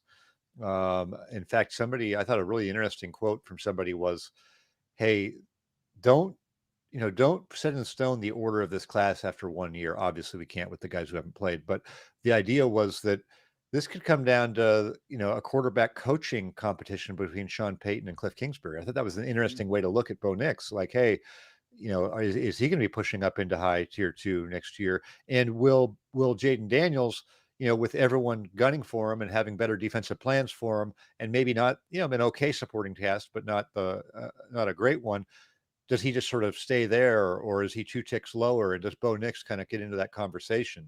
I think that's interesting. I was struck by the negative conversation around Caleb Williams. He was the consensus number one pick in that draft, and I just didn't get the feeling that the voters would still take him there. And there were real concerns about his kind of processing. That when you hear that from enough people, you're like, oh, how much better at that do you get? Some people just either sort of have that ability to deal with everything quickly or not, right? And so, like, not an issue with Jaden Daniels. Doesn't seem to you with Bo Nix. No one's saying those things, but when you have everyone saying that about a guy, I that I wonder about that. With Caleb, I felt very much that way in his 2 games against the Vikings. And one of them, he made a bunch of incredible scramble plays. And in the other game, he didn't. And that was Caleb Williams last year, basically, right? He was either Yeah. good when he was getting the stuff out of structure. And when he wasn't, it seemed like he just couldn't see the field very well and he couldn't process stuff. But was there a sense that you got that Ben Johnson is going to flip that on its head for Caleb Williams? Because I personally am a little skeptical when it comes to that. I think that was not the total consensus. I mean, that it could help him, that he may just need more time. But, I think people recognize there that Ben Johnson kind of has the longer runway of anybody there. And I'm very interested to see, does Ben Johnson, try to see if Caleb Williams can do his offense, or does he tailor it and bend it around the young quarterback? And maybe there's some limitations there, and it looks a little bit different. Um, I've been struck by Ben Johnson's like willingness to kind of air stuff publicly, right? I mean, he's like talking about the players' body language and implying guys are in the training room too much. Just it's a little bit old school. I think it's kind of refreshing, but if you don't have success, I think that that type of stuff can wear thin too. And how does Caleb respond to that? Right? It's very interesting to me because usually you inherit the number one pick like that, and that number one pick is going to determine your success. And I just sort of feel like the juice belongs to the new head coach. It just seems that way there. Yeah, you can either be, the genius who turned around the culture with your hard nose approach, or you could be Matt Patricia, or you could be Joe Yeah. Judge, or you could be Josh McDaniels, right? If it doesn't work and your quarterback doesn't respond to it, you just end up being Urban Meyer or something. Yeah. Yeah. And I think, yeah, exactly. And Ben Johnson was a great coordinator, and now it's a new thing as the head coach. So uh, I do think, though, that in general, it's easier to start out being hard on guys and then kind of manage it than it is to uh, go the other way around. Like, I think there's been a couple of coaches, Brandon Staley was maybe one of them, maybe Mike McDaniel's one, who you come in and you're sort of you're on everybody's side, and then it's hard to sort of like pull the reins later after that. So Ben Johnson may know exactly what he's doing, and it may work out really well for him too. I'm very curious because you've done this for a number of years. What was the first QB tiers year? Do you remember? 2014. So that would that have been like, yeah, 2014. I can't remember what the rookie class was that year, but yeah, it was first year. Okay, so I mean that's a decade worth of data Uh-huh. sets here. And what I'm curious about is your observation over the years when it comes to young quarterbacks and how transient they are in the list from year to year. So at like Yeah. these 2024 class, they've got them in a certain spot now. What Oh do you yeah. observe of how much change there is from year to year, especially Yeah. with young quarterbacks? Well, so because tier four has two possible definitions, it's either the veteran quarterback who we don't think is a full season starter, like Joe Flacco. He's kind of a bridge or something. Maybe Russell Wilson's in that bucket now. It could also be JJ McCarthy. We don't have enough info. You're giving him a 4, but you're not saying we think he sucks, right? You're just saying, I'm giving him a 4. He didn't play. He had an injury. I just need to see him come back and before I pass judgment. So oftentimes what happens is like this year, Kirk Cousins is a couple spots ahead of Michael Penix, but everybody would take Penix. The difference is that after 3 starts, I believe Penix was able to get 11 tier 3 votes. And then he got 39 in tier 4 that were just like, hey, it's only 3 starts. The kid looks good, but I want to kind of abstain this year, right, from voting. But Cousins gets like a 25 or 26 tier 4s. That's 25 or 26 people saying we think he's not a starter anymore. So Cousins is a little higher, but he's really falling. So I kind of discount a little bit the first year, especially for Jay McCarthy. I mean, 4.0, that's not even a judgment on him. Patrick Mahomes started in tier 4 after 1 start. People liked him, but they weren't going to give him a 2 after 1 start. So I really think you have to look at next year for those guys who didn't play. Now, if you're Jaden Daniels or Bo Nix played the whole year and showed a lot, you can really, in your first time after rookie year, you can start out in tier 2 or 3. But don't worry about being tier 4 after not playing or playing only 3 games like Michael Penix. It's just sort of a placeholder until we get to see you. Okay, last question for you. Jordan Love is 13th on this list. That is exactly where I would rank Jordan Love. I mean, just kind of in the middle. Obviously, he's a starting quarterback who can win and have great games, but I wouldn't put him ahead of many of the guys that he's ahead of on this list. Do you think that's who Jordan Love is? Or do you think that there is opportunity for him to rise the list? Because if you ask our friends to the East here, they will tell you, well, he has had the wide receivers and he was banged up last year, et cetera, et cetera. So they draft a couple wide receivers. Do you think it's going to be different based on what you heard about Jordan Love? Well, based on what I heard, it was all over the map. I mean, people had very different opinions that, hey, the coach should be tailoring things more to him. No, the coach did a good job. They sure throw the ball deep a lot. I think he's a year away from people wondering a little bit more. And so I don't know that I'm going to bet on it just being super consistent because they drafted a receiver in the first round this year. Maybe he's going to kind of be a low 2, settle in as a low 2. I think people do want to see a little more consistency from him. And if he is more consistent, he probably goes to the middle of tier 2. But yeah, I think I'm in a wait and see mode with him. I'm not, you can definitely see the talent, but you got to be on the field the whole year. You got to be more consistent. I think he has it in him, but it's a little, I don't know. Crossroads it's too early for a crossroads, but I've seen this before, like Justin Herbert just sort of is where he is, right? And we can see the talent. Like, is he ever going to be the guy that he could be? I mean, would he have by now? I mean, maybe. Lamar Jackson needed some time. Josh Allen needed some time. So I'm willing to say that it's possible. But we got to probably see it this year, right? A little bit more. I think there's a lot of quarterbacks who get one big shot at that, where everything goes right for them that year, schedule, offensive line, health, receivers, coaching. And there's quarterbacks who just are that every single year. It doesn't matter about those other things and they'll make it right. I don't think he's a guy who makes it all right. No. I think Nope.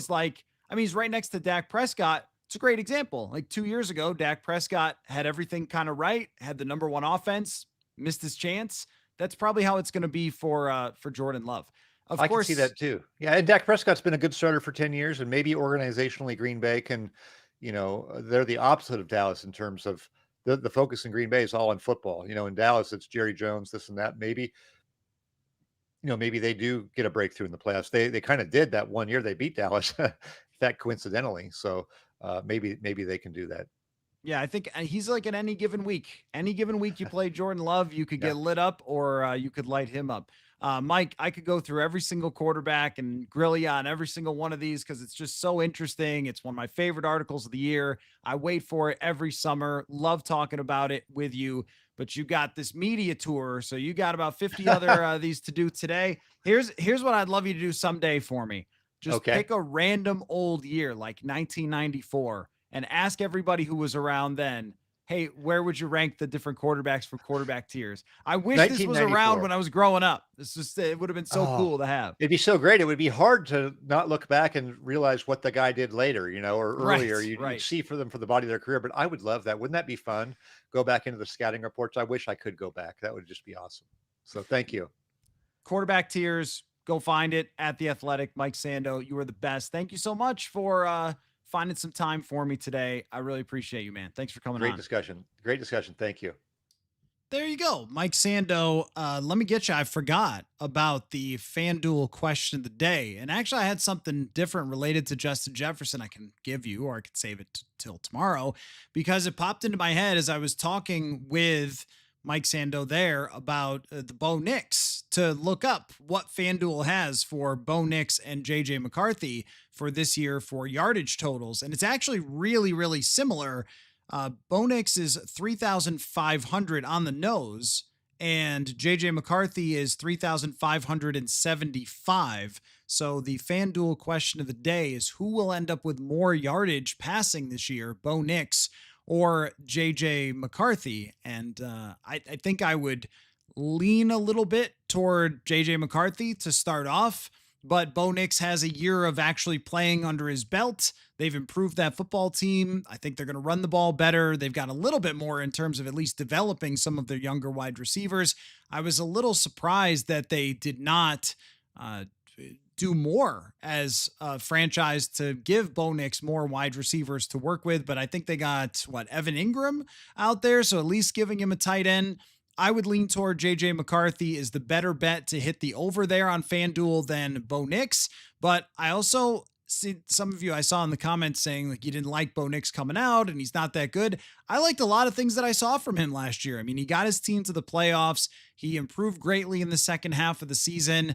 I don't think that he has quite the upside of some of the other quarterbacks in that draft, including JJ McCarthy, but I also have already seen him take a team to the playoffs. That's hard to do. It's hard to win double-digit games as a young quarterback coming in for the first time in the NFL. So FanDuel question of the day is, which is the better bet?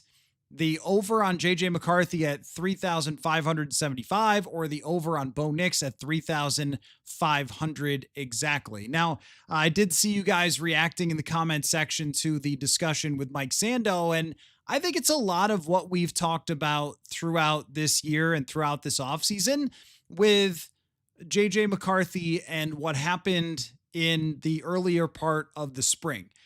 In my mind, what went on with discussions about bringing back Sam Darnold that happened internally, discussions about Aaron Rodgers, are very normal when you have a young quarterback who's never played before, one of the best rosters in the NFL, and the guy's coming off of an injury that kept him out for the entire season, which I'm sure they wanted to see in OTAs and in offseason workouts.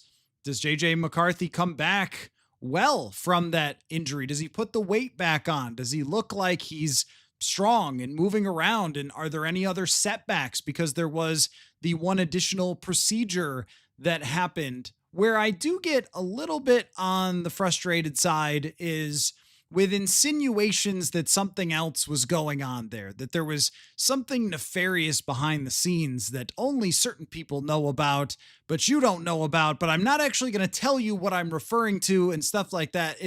To me, it's either if you got something to say, then say it. And if you don't, and it's not corroborated, then what are we talking about here? And I feel like in all of the national reporting, there has been a little of, well, did you hear they almost didn't go with McCarthy? But from the facts that we have, everything to me matches up exactly with what their plan was.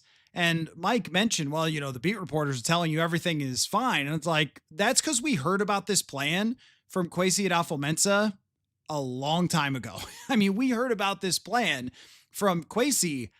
I mean, was it 2023 that got brought up initially? Maybe it was even when Kwesi got here, when he first said you win. And I don't think he meant to say this to a reporter, but he did when he said you win the Super Bowl with a great quarterback and Kirk is a good quarterback.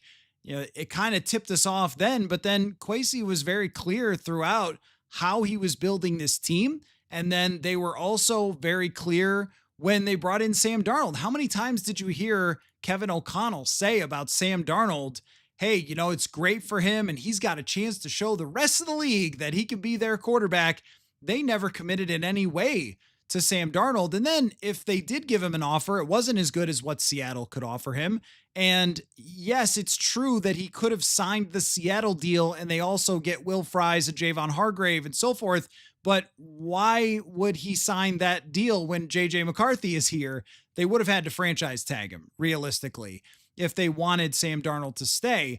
And where the rubber meets the road for me, and you guys know this, that I always look at what they do more than what they say, and what they do even more than the whispers you hear. The same thing was happening with Kwesi Adolfo-Mensah for 2 years, where it was like, oh, did you hear they might fire Kwesi? I was asked about that a bunch of times. When he didn't have the contract done, I was asked about that from a lot of people in the league, media people. Hey, what's going on with Kwesi? It's like, is he not going to sign that deal? Are they going to fire him? Should they look for other GMs? And then Mark Wilf came out and said, no, we're going to sign him. And then they did. They've done everything they said they were going to do. They said they were going to sign Jefferson. They signed him. And so the whole rumor and innuendo about other stuff going on behind the scenes, well, would they trade Justin Jefferson for Malik Neighbors? I mean, I think what we could pretty clearly figure out is that these things get talked about by NFL teams because NFL teams talk about stuff. It's what their job is. Their jobs are remarkably similar to our jobs, where they talk about football stuff. They go into meetings and they say, should we get Aaron Rodgers? And then, well, what's your opinion? What's your opinion? What's your thought? Somebody probably did say at some point, hey, should we try to trade Justin Jefferson for Malik Neighbors because we're going to, Neighbors is really good and Jefferson is, going to be expensive. Someone probably said that in a meeting. And that's a thing someone should say in a meeting because you need to have that conversation. But then it gets out and then it's like, oh, they were trying to do it. And it feels the same way with the Rodgers thing. Rodgers calls Kevin O'Connell. I think we could put this together like we're in court, right? Calls Kevin O'Connell, says, I want to play for you. I can help you try to win the Super Bowl with Jefferson and your offense. And I can do it with the team that you got. And I'll do it for cheaper. And you go, boy, Aaron Rodgers throwing that football still at 40 years old. He's pretty good at it. $15 million to bring him in. That might be interesting. It's sort of like this. The San Francisco 49ers had a conversation, this got out later, about bringing in Tom Brady and making Brock Purdy sit. And then they ended up going to the Super Bowl with Brock Purdy. The Philadelphia Eagles had a conversation about trading for Russell Wilson. This stuff happens. So I guess I look at it that way. But it also maybe doesn't move the needle as much. It's not as exciting to say yeah, they have conversations. And you know what? I'm sure that they had the same conversation we did about, hey, JJ McCarthy's lost a lot of weight. Is he going to be ready?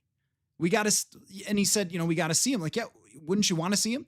And the other thing is to have this conversation now about stuff that happened, a long time ago now in football years. It feels like it was 10 years ago when they were talking about which direction they were going to go at quarterback. Now it feels much different because we can actually look and see the results from JJ McCarthy at practice, where he has been very good at practice overall. I mean, if we were grading the entire camp, because it's basically over. The camp is basically over. There's 2 more days of practice, tomorrow and Wednesday, and those are probably going to be hard practices. But as far as my evaluation of JJ McCarthy, that kind of ended at the joint practices. I don't really, because now they're starting the preparation. The practices are closed to the fans. They're really getting into their real plays that they're going to run against the Chicago Bears with the first team. So this isn't hey, let's install the offense anymore. This isn't even how does JJ look to me? That's kind of over. I'd give him a B+ for his entire training camp. I'm weighting the joint practices very heavily, but I would give him a B+ for his entire training camp, bordering on an A, but there were some days that were pretty rough. Night practice was pretty rough. The accuracy, I think, still has to be proven in real games, but it was certainly on point during the joint practices. And how he deals with real game situations is yet to be known. But I don't think inside that building right now that, and of course they're going to be nervous because it's a first-time quarterback. I don't think anybody now would be saying, maybe we should have got Rodgers. Not the way that JJ McCarthy has handled himself during this training camp. And So I would say right now that they made the best decision based on the information that they had at the time, based on the options they had at the time, and the other ripple effects, which means who else they can put on the roster, how much they can put around him, how they're going to be able to coach him, and all those things. But what I thought about that conversation, I know some of you guys were getting heated in the comment section. I thought it was a back and forth between an outside perspective and an inside perspective. And the outside perspective has been a lot of, do they really believe in JJ, or did they want to do something else? And they just sort of had to settle with him. And I don't think that that's the case. Does that mean that I think every single person inside TCO Performance Center fully and completely 1000% believed that there was no other option in this world? No, of course not. Of course not. And all decisions have to come down to what information you have at your hands right there and then you have to go for it. So as of right now, it looks like they are in very good shape with McCarthy. I am concerned about the wide receivers, as we talked about a lot in the first hour of the show. Curious if you guys would do, since we settled on what the Vikings draft capital actually is, if you would do Adam Thielen for a 4th round pick. Would you make that trade? And let's just say that Carolina has to throw in a 6th. So how about Thielen and a 6th for a 4th round pick from the Minnesota Vikings? Would you do that trade? So I can get to other things on your mind. Caleb Williams got brought up. So it's really funny because when I have a conversation like this with Mike Sando, the first part of it, the comments are getting a little mad at Mike Sando. And he's just given his perspective, guys. And that's why we had the back and forth, right? And then he says that nobody in the league believes in Caleb Williams. And it's like, so I thought it was a good back and forth. I thought it was a really good discussion. And I would say, don't take it personally. Like, this is a conversation that we've been having at practice and things like that. And, within our group chat of the media throughout the entire offseason is what's being said about McCarthy versus what we know about McCarthy. Like, are we missing something, or what did you hear about this or that or the other thing? And I think that our job as the local folk is to be as precise as we can possibly be. That's the key. And sometimes that means what you hear. Sometimes it means what you see. But trying to get it the most accurate for what's actually happening inside the building and what we're actually seeing on the field. And to me, that is, the results are in. The Vikings didn't go with Aaron Rodgers. If they didn't believe in JJ McCarthy, they would have franchise tagged Darnold, or they would have brought in Aaron Rodgers, because those are darn good options for this football team. Those are good options. I mean, Rodgers, the second half of the season, you look at his PFF grades, his big time throws and all that. You look at the way Darnold played. Excellent overall season from Darnold. And that's how high the bar was to reach to go to McCarthy. They went with it. So I'm going to go with, yes, they had these conversations. I don't think anyone debates that. But the way those conversations were presented by certain people in the media, I don't think was wholly accurate. I think they were normal conversations that an NFL franchise has, not reflective of, we don't believe in JJ McCarthy at all. So that's just my viewpoint on it. On Caleb Williams, also something that kind of made me chuckle was last night watching everybody talk about Caleb Williams.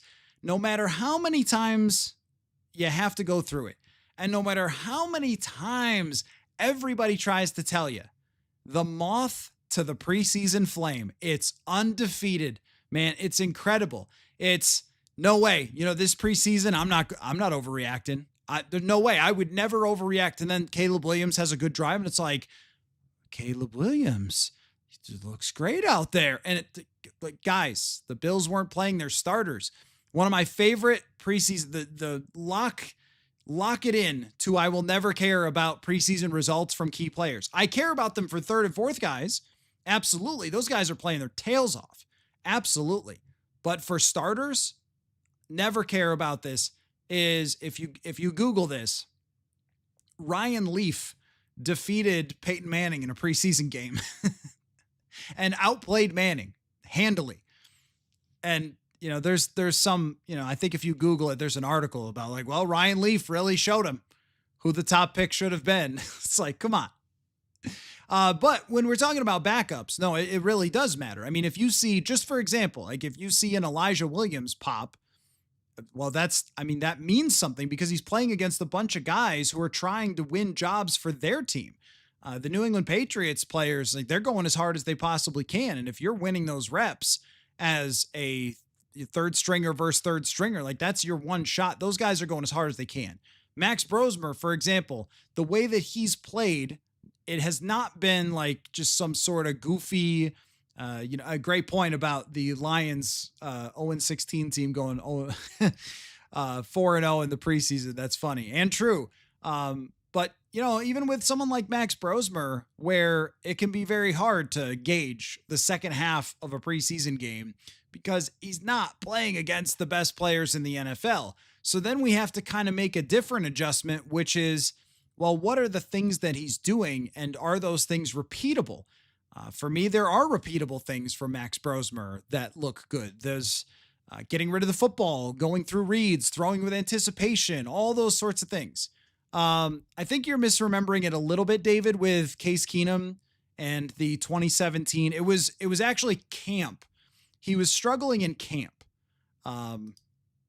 It wasn't preseason. It was actually preseason when Case Keenum made his case, if you will. But there was a competition before that. It was Taylor Heineke and Case Keenum. And then the game against Buffalo, Keenum was great, led a scoring drive, and then they got going.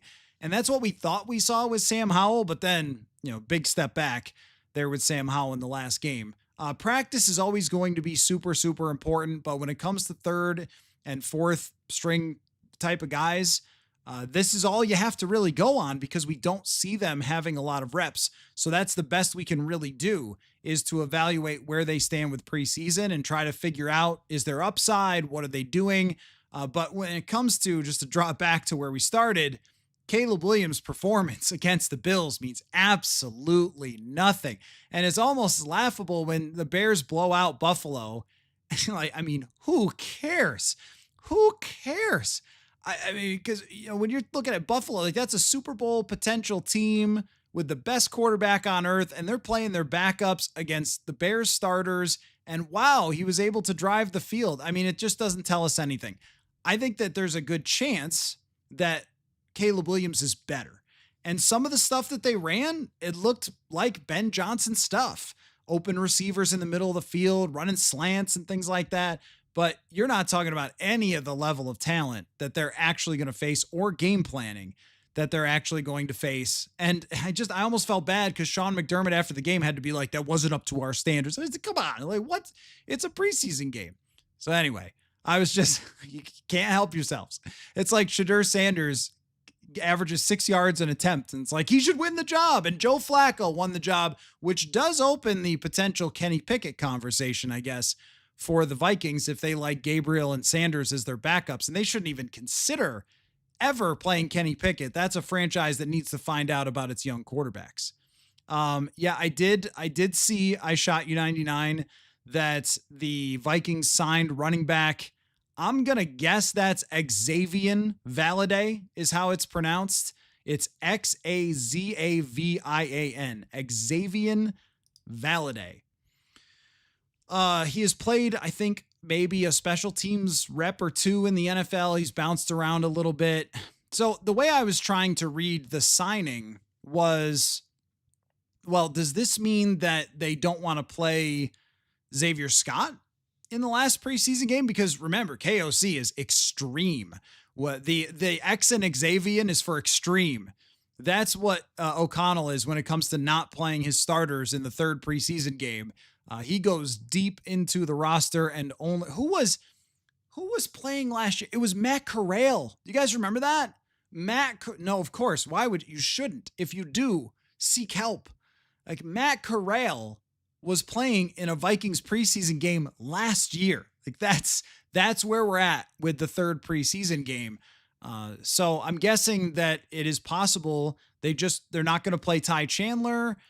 They're not going to play, of course, the starters at all, and maybe Xavier Scott. But if Xavier Scott doesn't play, that means he's probably on the roster, or they don't want to show him to anybody else. So I cannot prove. There's a box score somewhere that says Matt Corral, and I think he got strip sacked while KOC was on the broadcast. I didn't actually go back and watch that. I'm not going to Tennessee because the Purple Insider budget for road games is only for regular season games. So I'm not traveling to Tennessee. Hopefully they'll do more of the KOC on the broadcast so I can see what that's like. He was very, very good last year, but yeah, Matt Corral. I think you're right. Mo Ibrahim got in the game. I mean, come on, like that's what we're talking about in the third preseason game. I recall there were big debates about Jaron Hall's third preseason game, and then he made the 53, then they cut him, and Seattle picked him up, right? It's not something to over-evaluate. I am interested, though, in some things in that game we can get into as we go along. I did see that Elijah Williams made the Baldy breakdown, so I was having trouble with figuring out a way to get Elijah Williams onto the roster. He does have the highest PFF grade of any Viking defensive player through the first 2 preseason games. But if we go through the defensive line, so obviously Phillips, Allen, Hargrave, Redmond, Levi Drake Rodriguez has been banged up. I don't know how serious that is, but assuming that it's not that serious, then you have Levi Drake Rodriguez and then Ingram Dawkins. So there's 6.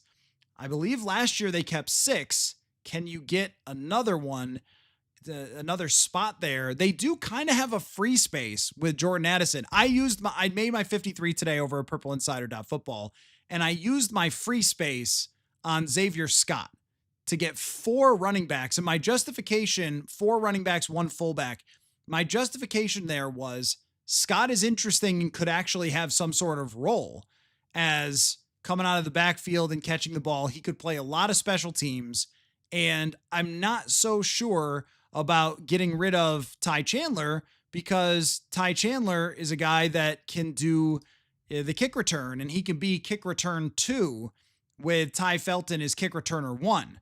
And if Ty Felton struggles, or, the issue with the fumble in the game, if he has problems like that, then you can always switch Ty Chandler in, and Chandler actually has experience.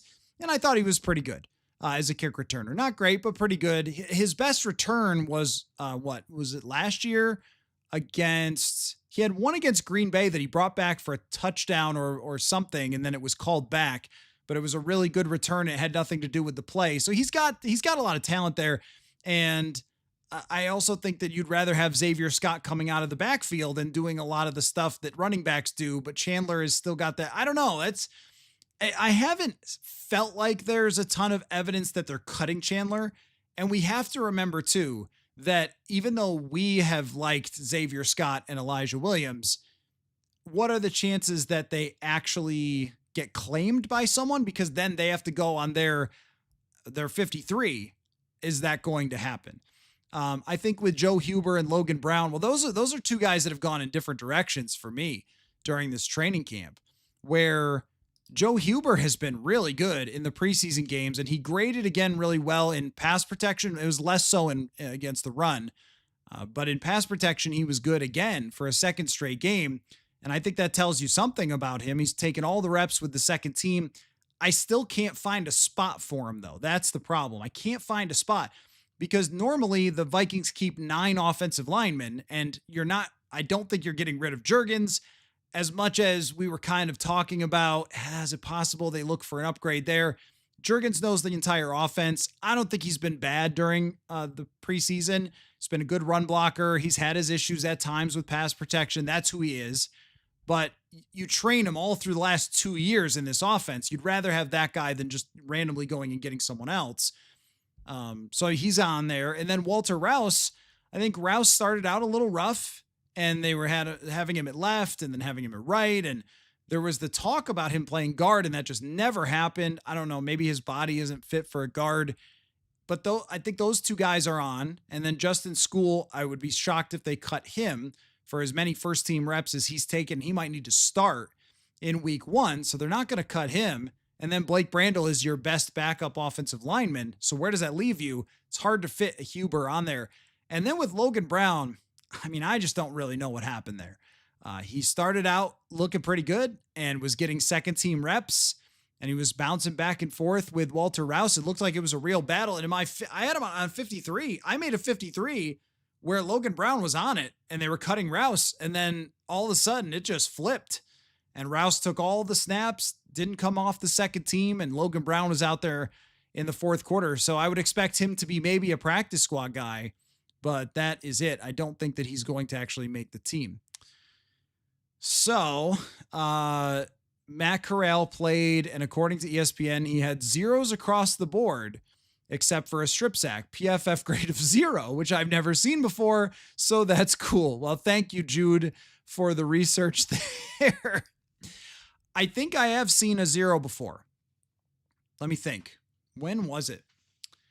I want to say, and maybe they adjusted it. So they probably adjusted it, but they used to put out the first initial grades and then they would adjust them. But now I think they just do it faster than they used to. Maybe they have, I don't know, a different process or something. But I believe Garrett Bradbury in the initial grading got a 0 in one of those games against Kenny Clark.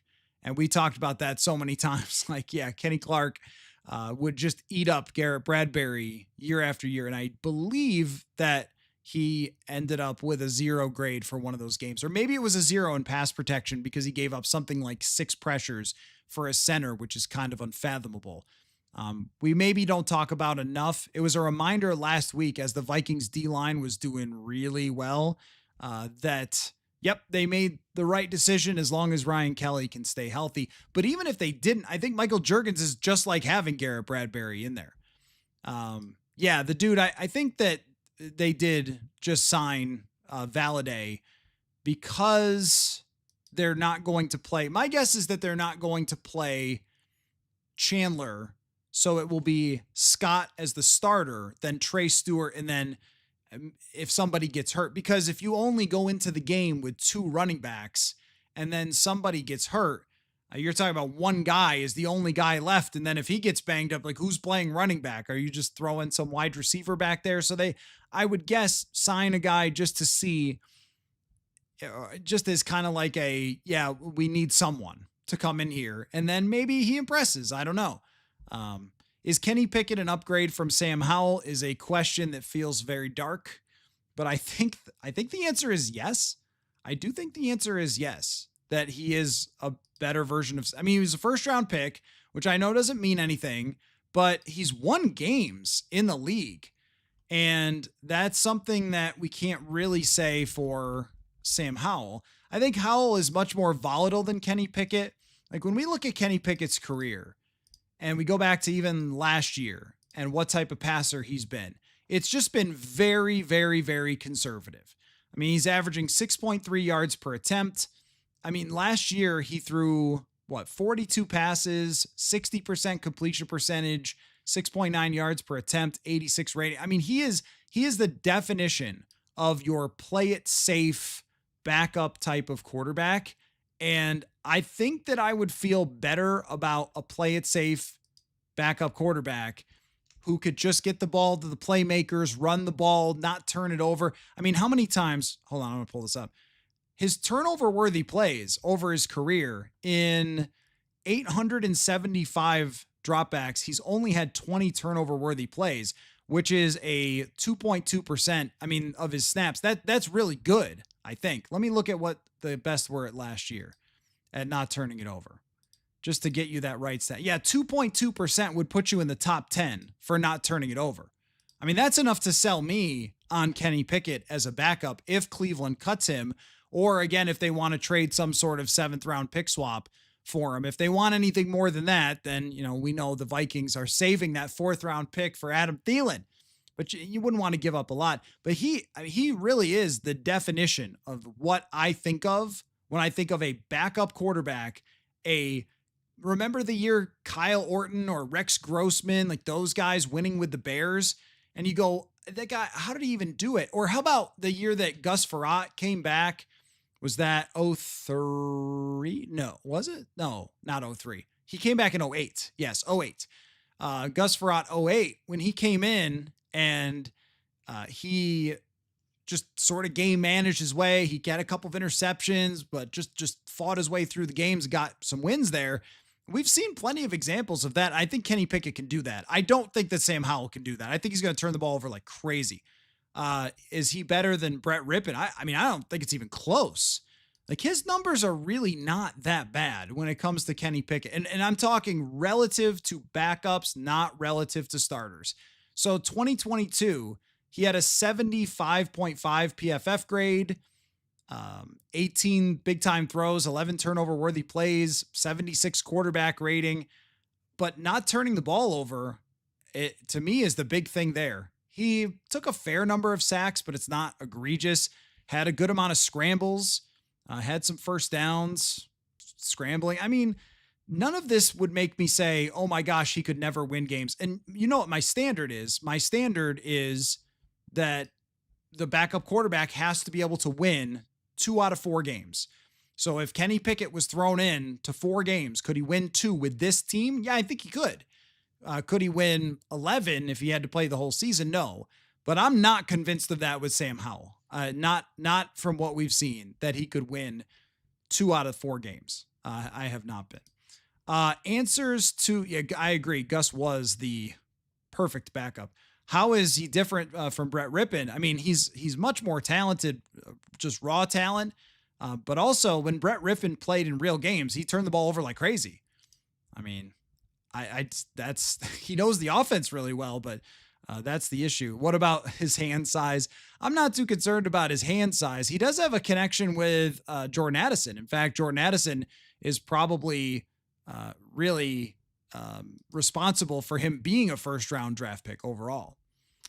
Jacob says, I'm sure it's asked, and it's annoying to repeat over and over, but how did JJ to Jets look?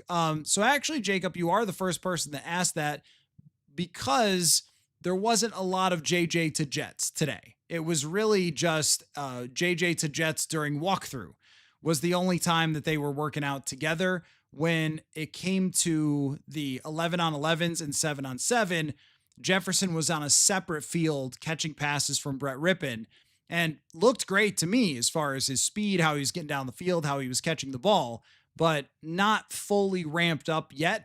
So it was just when they were doing their like 1/4 speed, here's what we're going to do against this defense, slow motion walkthrough. That was the only time they were actually working out together today. You're right, Freedom Thinker, that Addison got both Pickett and Williams over draft. Well, Williams probably would have been drafted high regardless, but Jordan Addison certainly did not help, or did not hurt. Jacob, how much stock can we put into Williams? Yesterday, to my untrained eye, the Bills defense was vanilla. Also, if JJ performed like that, I'd be over the moon. So a double standard. No, you're absolutely right about the double standard. But the difference is that if JJ McCarthy played like that, we haven't seen McCarthy really at all. So we're working with, does he just look like he's in charge? Is he executing the offense? And then you would have said, hey, it looked the best it possibly could, and that's all we have to work with right now.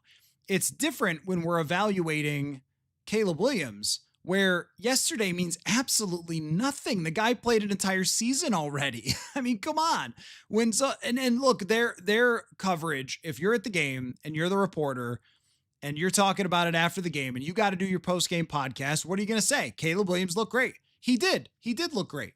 But if you go as far as to say, wow, he's really getting it, folks, like this is going to happen, that's where it's ridiculous. But you can tell the amount that the media outlets want it to happen because he's a celebrity player. I mean, he was a huge superstar at USC. It's a massive market.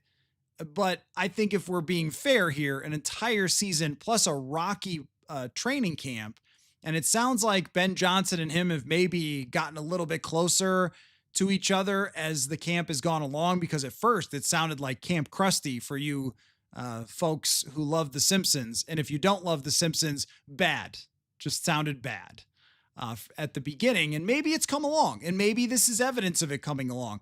But the Bills played nobody and played nothing. And so, of course, you could do whatever you want out there. It means I put no stock in it personally. Zero. Absolutely none.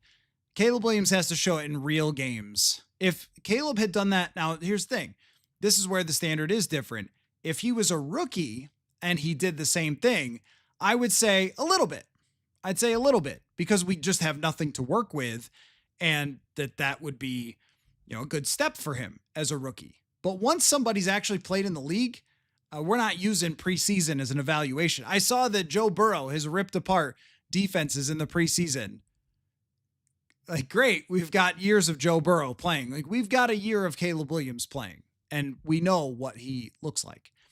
Need some more answers for that FanDuel question of the day. Is it a better bet to go with Knicks over 3,500 yards or JJ McCarthy over 3,575? Like, who do you think, really the question is, FanDuel question of the day, is who do you think will end up with more yardage this year passing, Knicks or JJ McCarthy? Also wanted to bring up my 53 and just talk a little bit about that. I made that for the website and I used my free space, my Jordan Addison free space on Xavier Scott. As of right now, I'll just go through the positions and just kind of tell you guys about, I'm still working on that screen share function.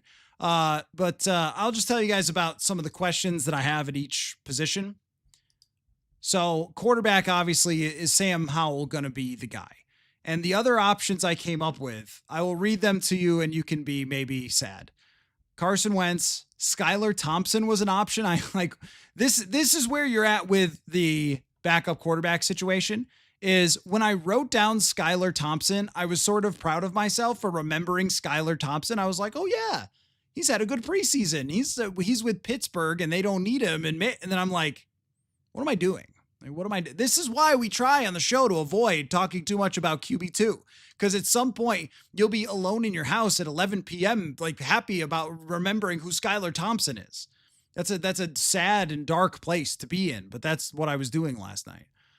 So Skylar Thompson, Kenny Pickett, as I mentioned, obviously Joe Flacco won that job. Tommy DeVito, Jameis Winston, I don't like as an option. Mike White is one that's sort of interesting.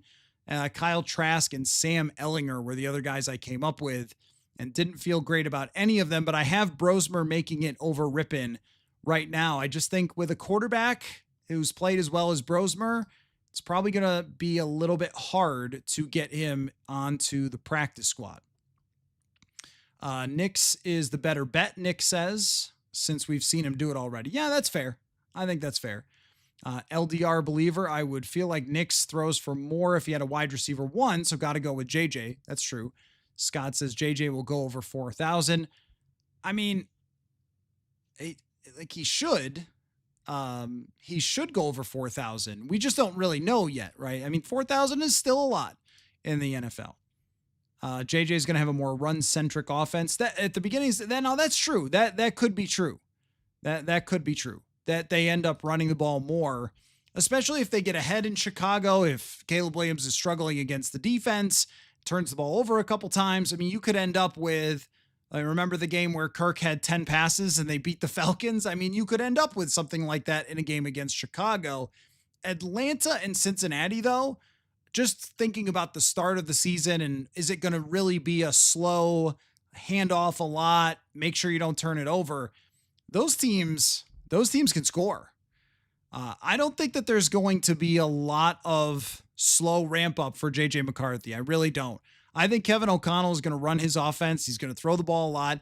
They'll mix with the run, a lot of running on first down, and then play actioning off of that, and then off we go.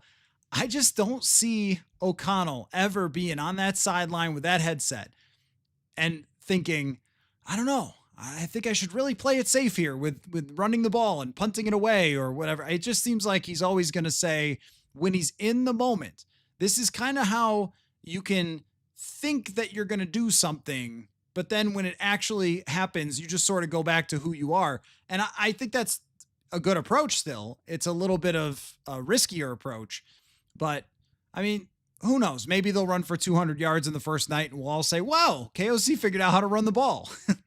And sometimes these things just have to develop the way they're going to develop. If the offensive line is crushing people in the run game, then they'll do it.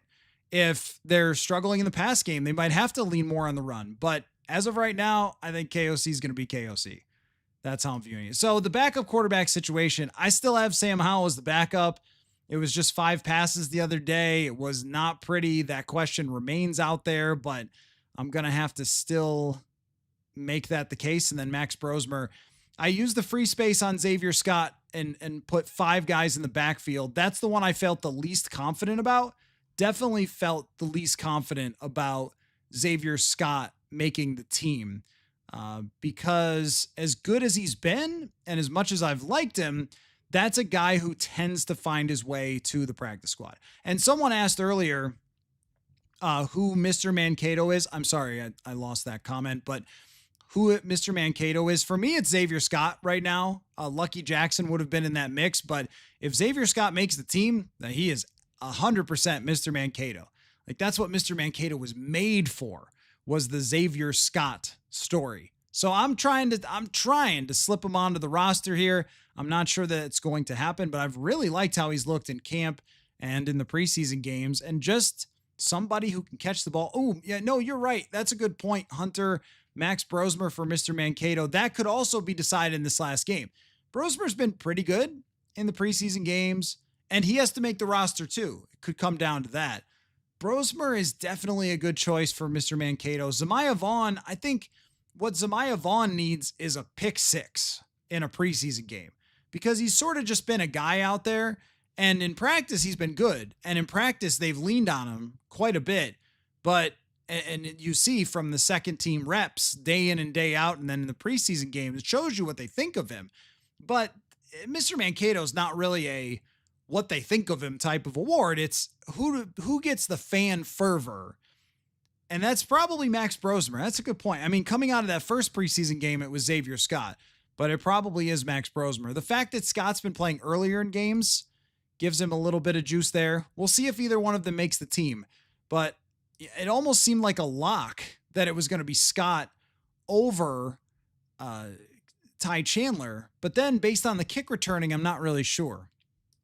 This is why we play. This is why we play these games and try to figure out the 53. The wide receiver room, I mean, I've got Jefferson. Obviously, Addison is suspended. Naylor, Felton, Lucky Jackson, and I threw Miles Price on there because somebody's got to return them punts. And hey, if Miles Price makes the team and he gets another couple of long kick returns, he's got a Mr. Mankato case as well. He really made that last time. Let's see. I Shot You 99 says, do you even think it's possible for Howell to be dropped as QB2? Like, how bad does it have to be?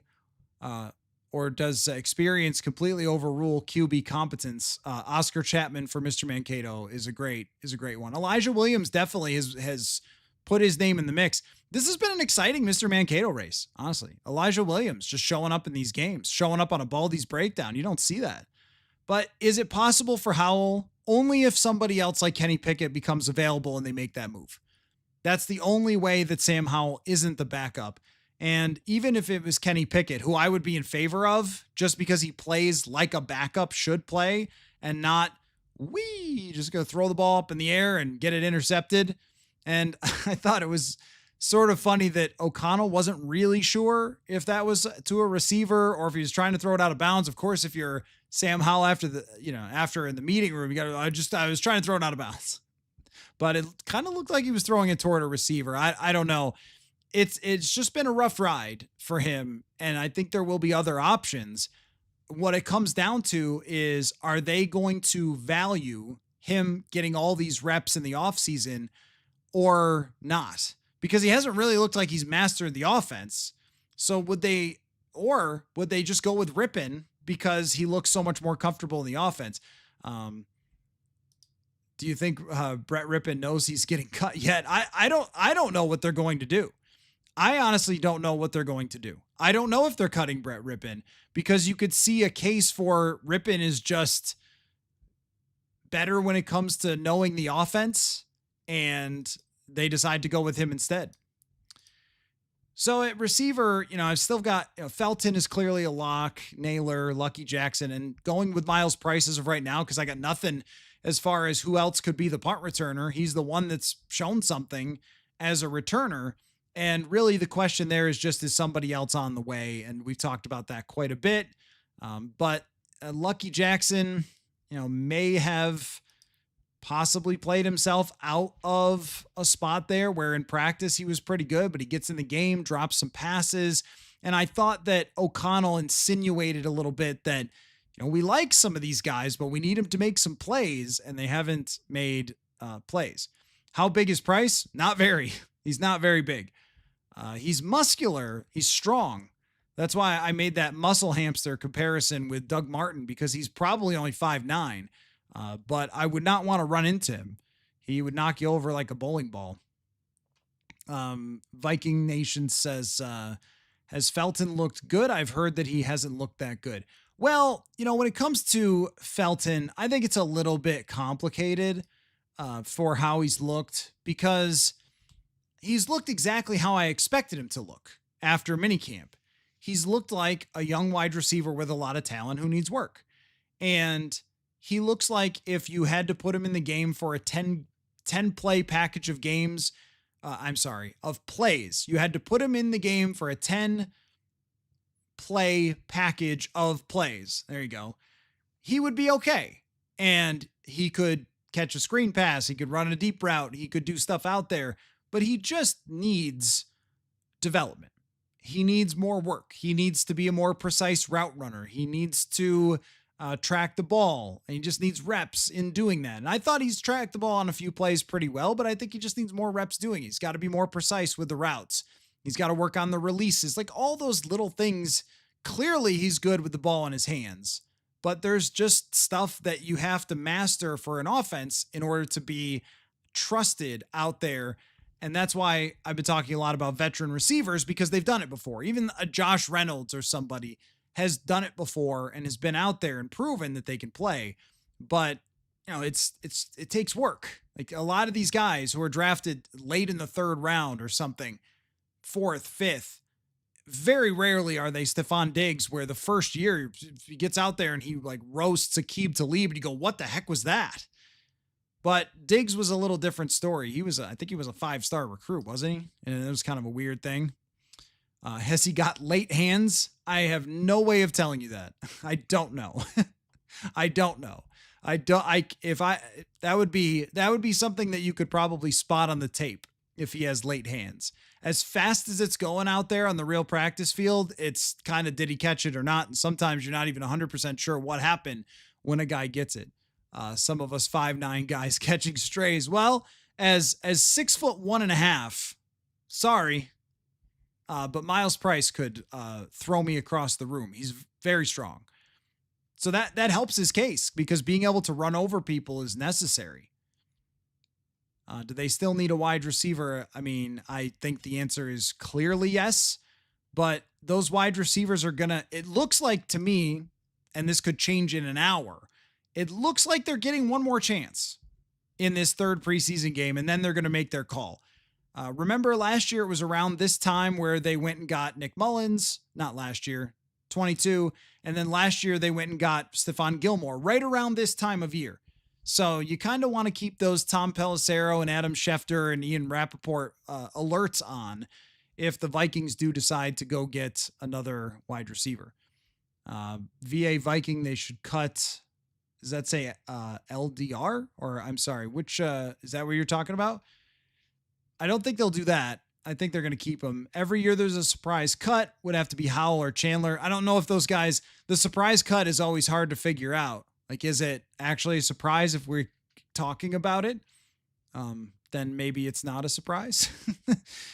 When it comes to Chandler, he's such a hard one to figure, but the returning element, I think, is important, that he actually has experience doing it. And we have to remember that he has come in some games in his career and played well. It's not like he's never done anything. That's why he's still here. So I'd be a little surprised if they cut Chandler now at this point, but he's certainly on the block. If they move on from Chandler and go with Xavier Scott, that will say a lot about Xavier Scott. Cordero Patterson solves a couple of issues. I mean, only if Cordero can still play. If Pittsburgh's cutting him, is he still able to be an impact returner? Is he still able to be an impact receiver? That guy was really built on burst, right? Size and burst. Does he still have the burst in his 30s? I'm not sure. Vinyl Scratch just got here. Did McCarthy look good today? They were just in shells today. So, he had the one play that did stand out to me was Isaiah Rodgers breaking up a pass, but they're not real. I mean, it's a 3/4 speed type of practice when they're in shells because they can't really be physical. He threw an interception. I don't really care. I mean, for me, the how did JJ look ended at the joint practices because this is now on to the game preparation and they've moved on from that. So they're starting to practice what's going to happen week 1 against the Chicago Bears at this point. And it's no longer this big evaluation, no longer this JJ had a good practice, JJ had a bad practice, at least for me. Other people may still be kind of doing that for 2 more days, but I'm finished with that. I'm going to focus on some other things at practice. And I've already decided what I think of JJ McCarthy. What I think of JJ McCarthy is that he's ready to start in the NFL for the Minnesota Vikings. And I think that he has the potential to lead a very good offense. And that's where I can go with it. I don't think I can go much farther based on what I saw. I don't think I can go to, guys, I would start getting that guy who makes the Hall of Fame busts to be working on JJ McCarthy's head. Okay, let's not go there, right? And even, can he be a Pro Bowl caliber quarterback if that still means something? I'm not sure. But there's the potential, and we've seen it in front of us against another team, that he can lead this offense, even when it's not his best players on the field with him, that he can get rid of the football, that he can command the huddle, that he can scramble and make plays, that he can throw with enough velocity, that he can throw with enough accuracy. Now, maybe it's not always the most consistent, but he can. We've seen all that. He's proven a lot to me in this camp. That doesn't mean I think that he's going to be a superstar. That is going to have to be earned. But I think he's proven a lot in this camp that they have made a good decision to put themselves in a position to chase something here. That's how I feel coming out of training camp. And there's 2 more practices to go. There's nothing else that he could do in those practices after seeing the whole picture of camp to this point and the best evaluation tools in those joint practices and a little bit of preseason action where I thought he was fine. So that's kind of where I'm at right now. Is that Logan? Sorry, I have the chat is very little on my screen these days. I got to make it bigger so I can read it better. It looks like Logan. Assuming Elijah Williams makes the 53, who on the D-line gets cut or sent to the practice squad? I would not assume that Elijah Williams makes the 53. I definitely think it's possible, but I mean, if Levi Drake Rodriguez is injured and they have to put him on short-term IR, that opens up the door for that happening. And they've praised him and they've clearly liked him, and they might be concerned that he's played so well that someone might pick him up. But an undrafted free agent who's played in 3rd and 4th quarters of preseason games just rarely gets poached.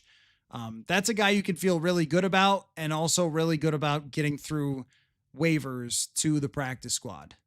But he's done everything that he needed to do. Harrison Phillips, yeah, that would be. See, that's where when you ask the question about a surprise cut, this is where you try to hit the mark in the middle. Because if you go with a Harrison Phillips, well, they just gave Harrison Phillips a contract extension. He's their best run stuffer. They're not going to do that. That would be senseless. But it also can't be Ty Chandler, which has been something that's kind of been signaled all offseason that was possible. Because then it seems too obvious and it's not a surprise. And I'm trying to have like the biggest surprise cut that I can ever remember was Brian Robinson. Brian Robinson was the biggest surprise. I never saw that coming. I thought, okay, B-Rob's back and, Hunter and Griffin, and he's going to have his role and everything. And then, wait, what? They're going with an undrafted free agent instead of B-Rob? Really? With his experience? So that was the one time. That's, I think, the definition of a surprise cut. 2017, when they cut Alex Boone, kind of the same way. Looked like he was going to start. Yeah, Blake Brandel would be a surprise cut, but that would be really goofy if they did that. I don't think that they're going to do that. Let's see.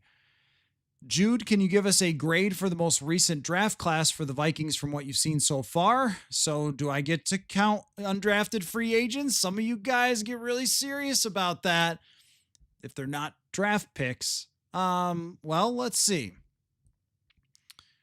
Donovan Jackson looks like a starting guard, and it was a big sign for Donovan Jackson that he did not play in the preseason game, because if he had joint practices and then played, then I would have said that's a red flag.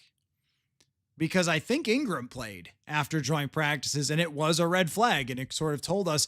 I also thought Jackson took a big step forward in the joint practices. He didn't have a good first day and then had a really good second day, and that made me think, like, is that the corner being turned? Like, those joint practices really are a nice evaluation tool of where you stand versus a real other team who's coming at you. And so, I mean, I don't know. If I'm supposed to judge Donovan Jackson's camp, I don't think it's been amazing, but I also think that he might be on the upswing. They should feel good about that draft pick still, starting left guard. There's never been a question. There's never been another rep from anybody else. There's never been we're just going to give, and Brandle's right behind him.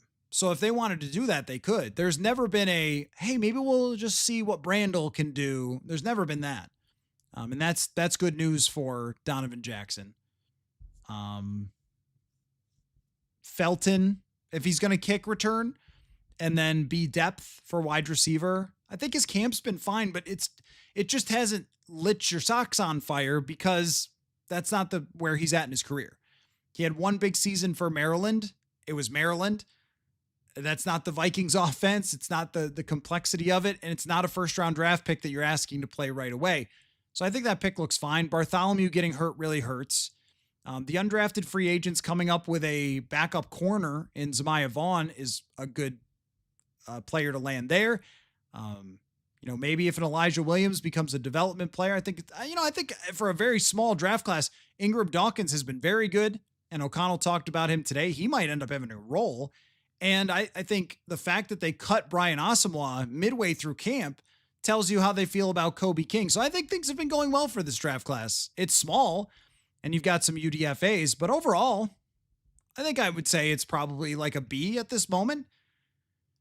Tom says, still wondering if they can manage the huge cap hit they have, deficit they have next year. Tom, remember how, if you were watching earlier, when I said, man, over the cap has really changed the game in such a positive way for all of us. This is the negative way.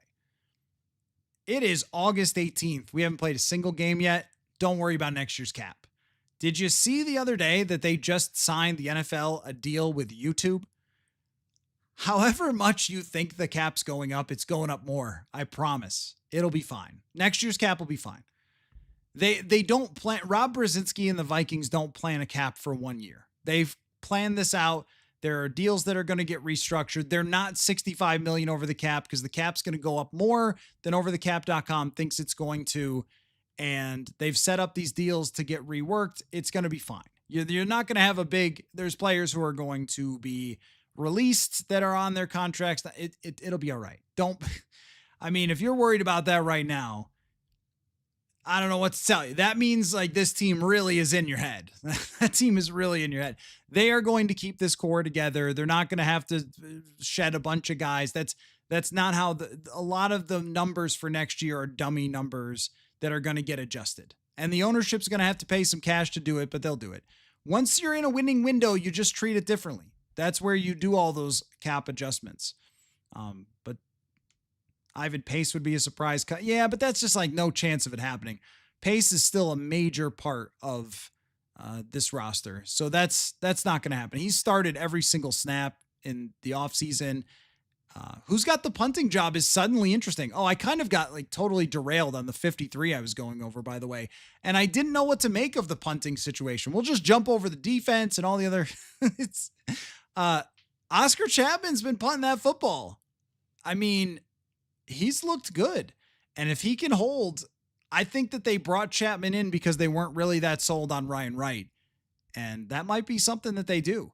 They might go to him because he's got that Australian style of punting and he might have a little more touch on the football. I mean, with Ryan Wright, it's always seemed like the booming leg is great, but the touch and the confidence, even the consistency can just be a little up and down.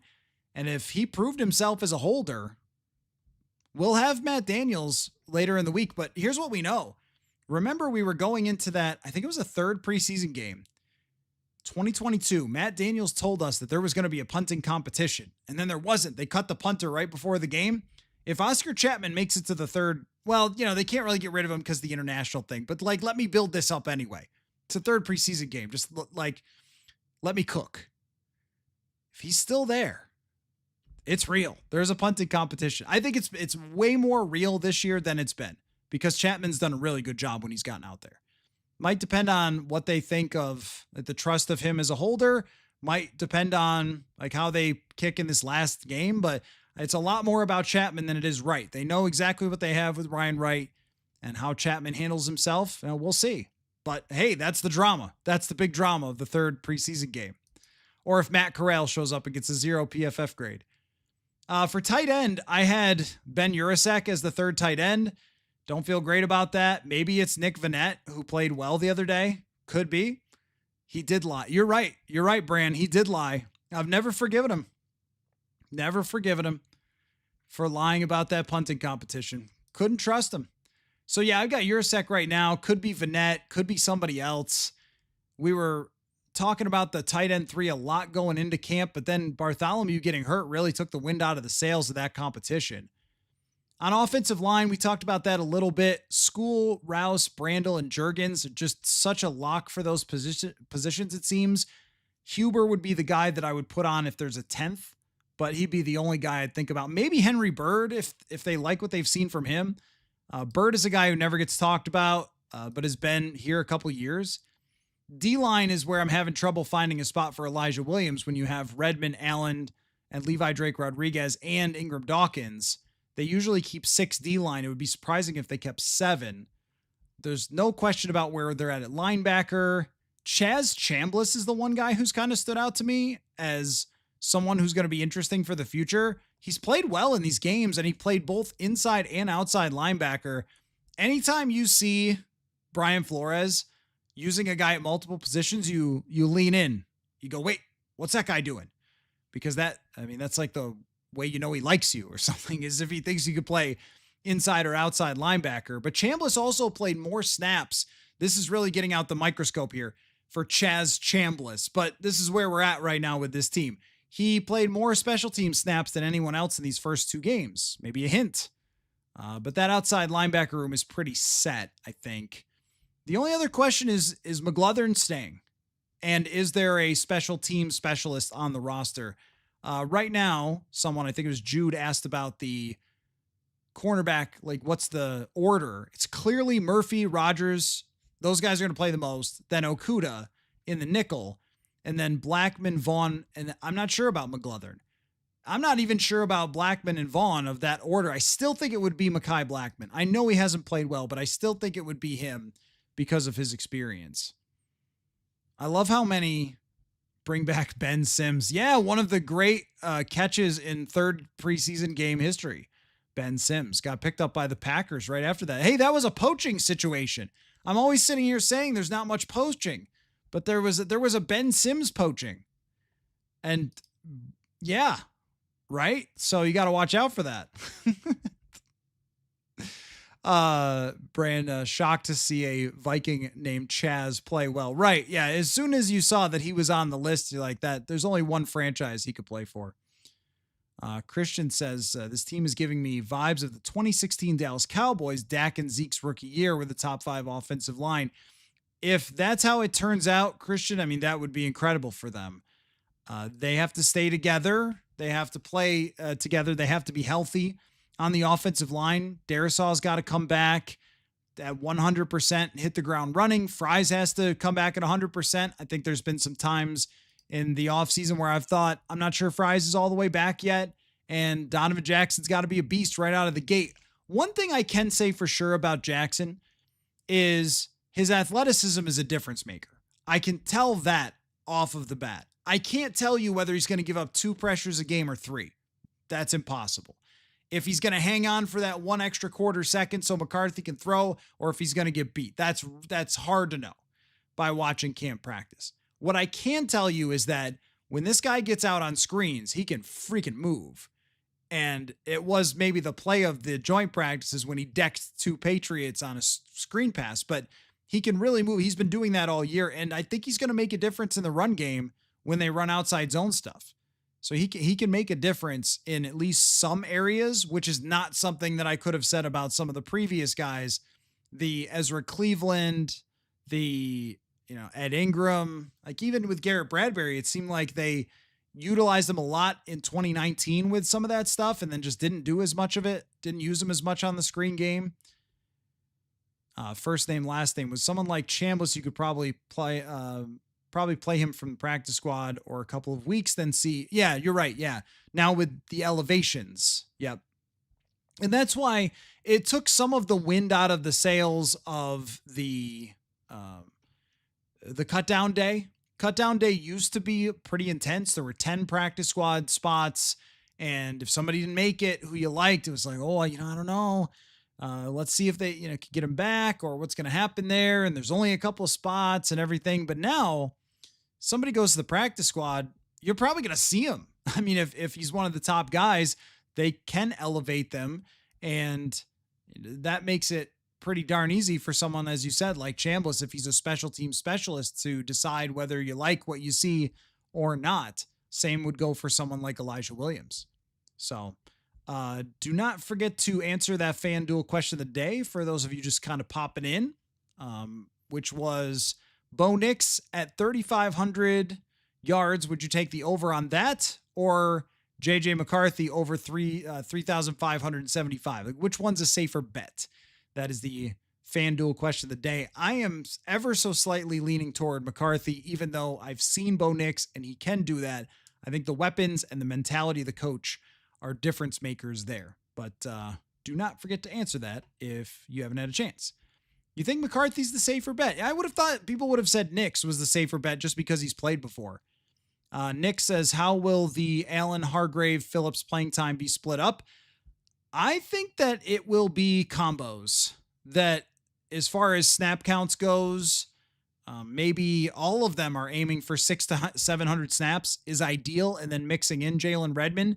But I think it will be in, just for example, okay, it's first down and 10, and it's a passing type of game situation. Let's say late in the second quarter, team is down 7 points, like they're going to be throwing here. Okay, that's Allen and Hargrave.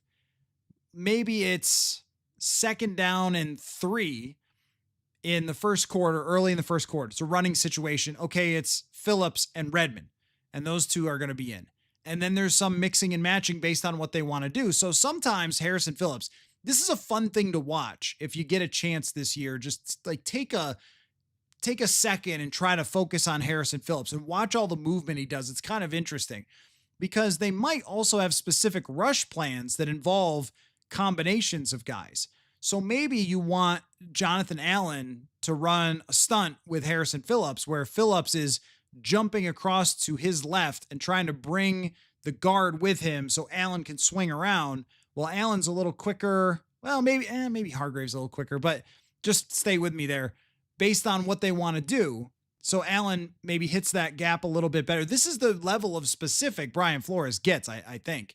But if it's a different circumstance and you want to isolate Javon Hargrave one-on-one with a guard because he is so freaking good at it, well, maybe you've got Harrison Phillips with him where he's moving somebody and Grenard is rushing wide with a blitzer so you can isolate it. Like there's so many different things that are very specific, but if I had to whittle it all down, I would probably say between 600 and 700 snaps for Phillips, Allen, and Hargrave.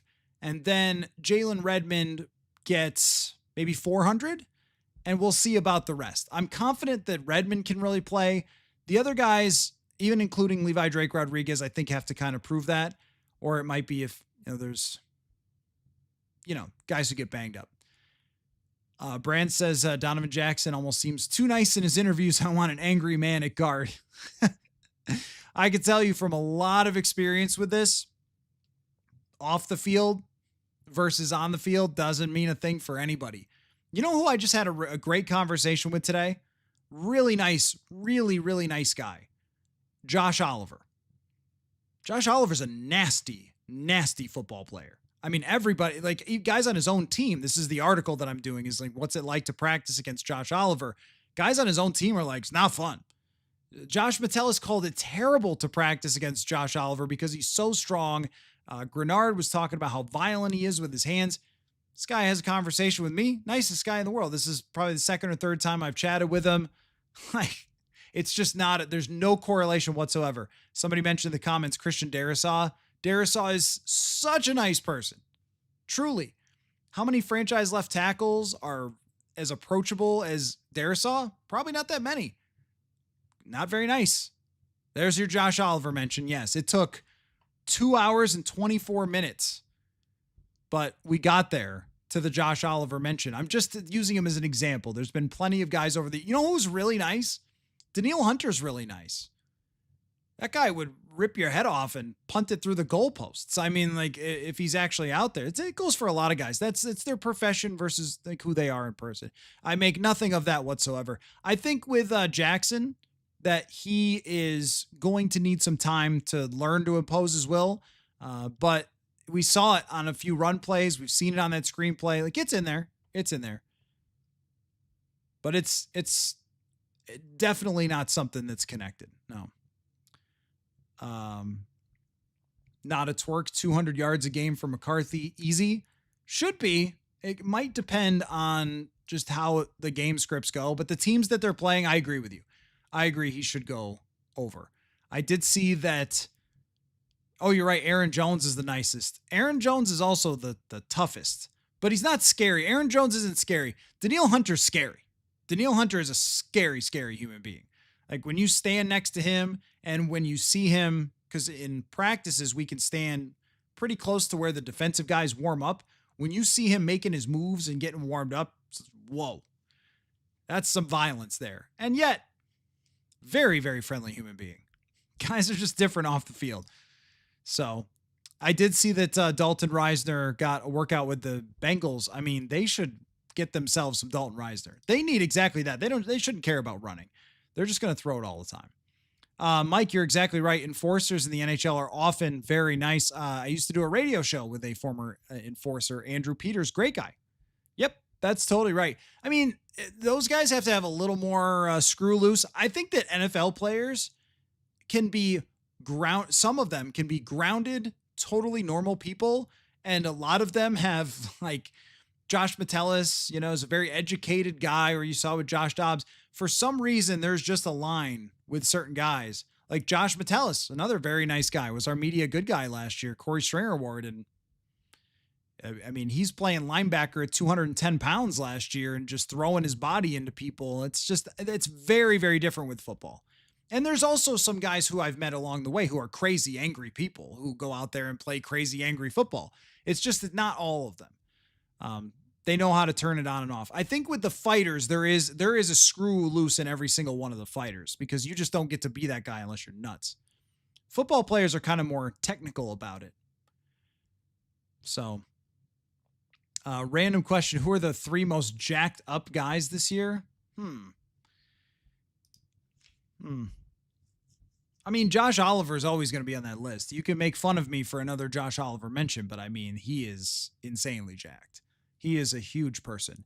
His hands are twice as big as mine. I mean, that's why he is so good at what he does. He's enormous. I mean, you'd be hard. I mean, Jordan Mason is such a thick muscle. Like, you could tell why guys don't want to tackle him.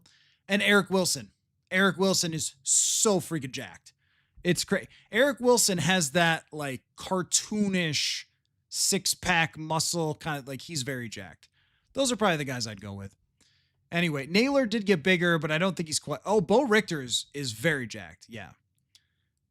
Laura coming in, trying to get this conversation back on the rails. They're all pretty big, guys. They're all pretty big. They work out a lot, I think. Jonathan Allen. Yeah. I mean, if you name a player and he's on this team, he's probably pretty cut. Steve Hutchinson was a monster. But yeah, with Thielen, it's got my vote to bring him back. It just depends on how to work it out. Harrison Smith, as far as niceness goes, is a different kind. Like, some players are very, very outgoing. Harrison is nice, but he's more reserved. So he's not the loud guy in the locker room. He's not the loud guy in meetings. He is much, much quieter. But I mean, I've had many good conversations with him. It's just he's not like gregarious. He's a little bit. That's why I think Hitman is so perfect for him, because he's a little mysterious. Talks quietly. He's got you think that he knows something that you don't, and he does a lot. Anyway, I should probably get working on my recap for today. And on the written side, purpleinsider.football. And if you're watching the replay of this, wow, you made it a long way. And go ahead and, don't forget that FanDuel question of the day. Tomorrow, I think I'll bring out the Jefferson one that we were talking about. And so we'll have 2 more practices. Then I'm not going to Tennessee, so I'll be going live after the game, giving you my thoughts from the studio here after the preseason game. Got a couple of guests lined up, hoping to get Alec Lewis on the show. We were talking about that for maybe Wednesday or Thursday, doing a recording. So I've really loved the format here of doing live shows and including interviews, and that's going to continue. Oh, I've also got a fantasy roundtable coming up with Ian Hartitz from Fantasy Life, who's awesome. So that's going to be Wednesday night. Well, we'll do the usual recap and chat, and then that'll be so lots of good stuff. I'm very excited about this week. And also very excited to have the preseason come to an end and we can start turning our sights toward real football. So thanks so much, guys, for all the conversation tonight. Great comments. Really appreciate it. And to people rewatching, like, don't give Mike Sando a hard time for giving his perspective on that stuff. We had an intense conversation, but it was good. So thanks so much, everybody. And we will catch you all very soon. We'll be back here tomorrow night, probably 7:00, I'm thinking. All right. Football.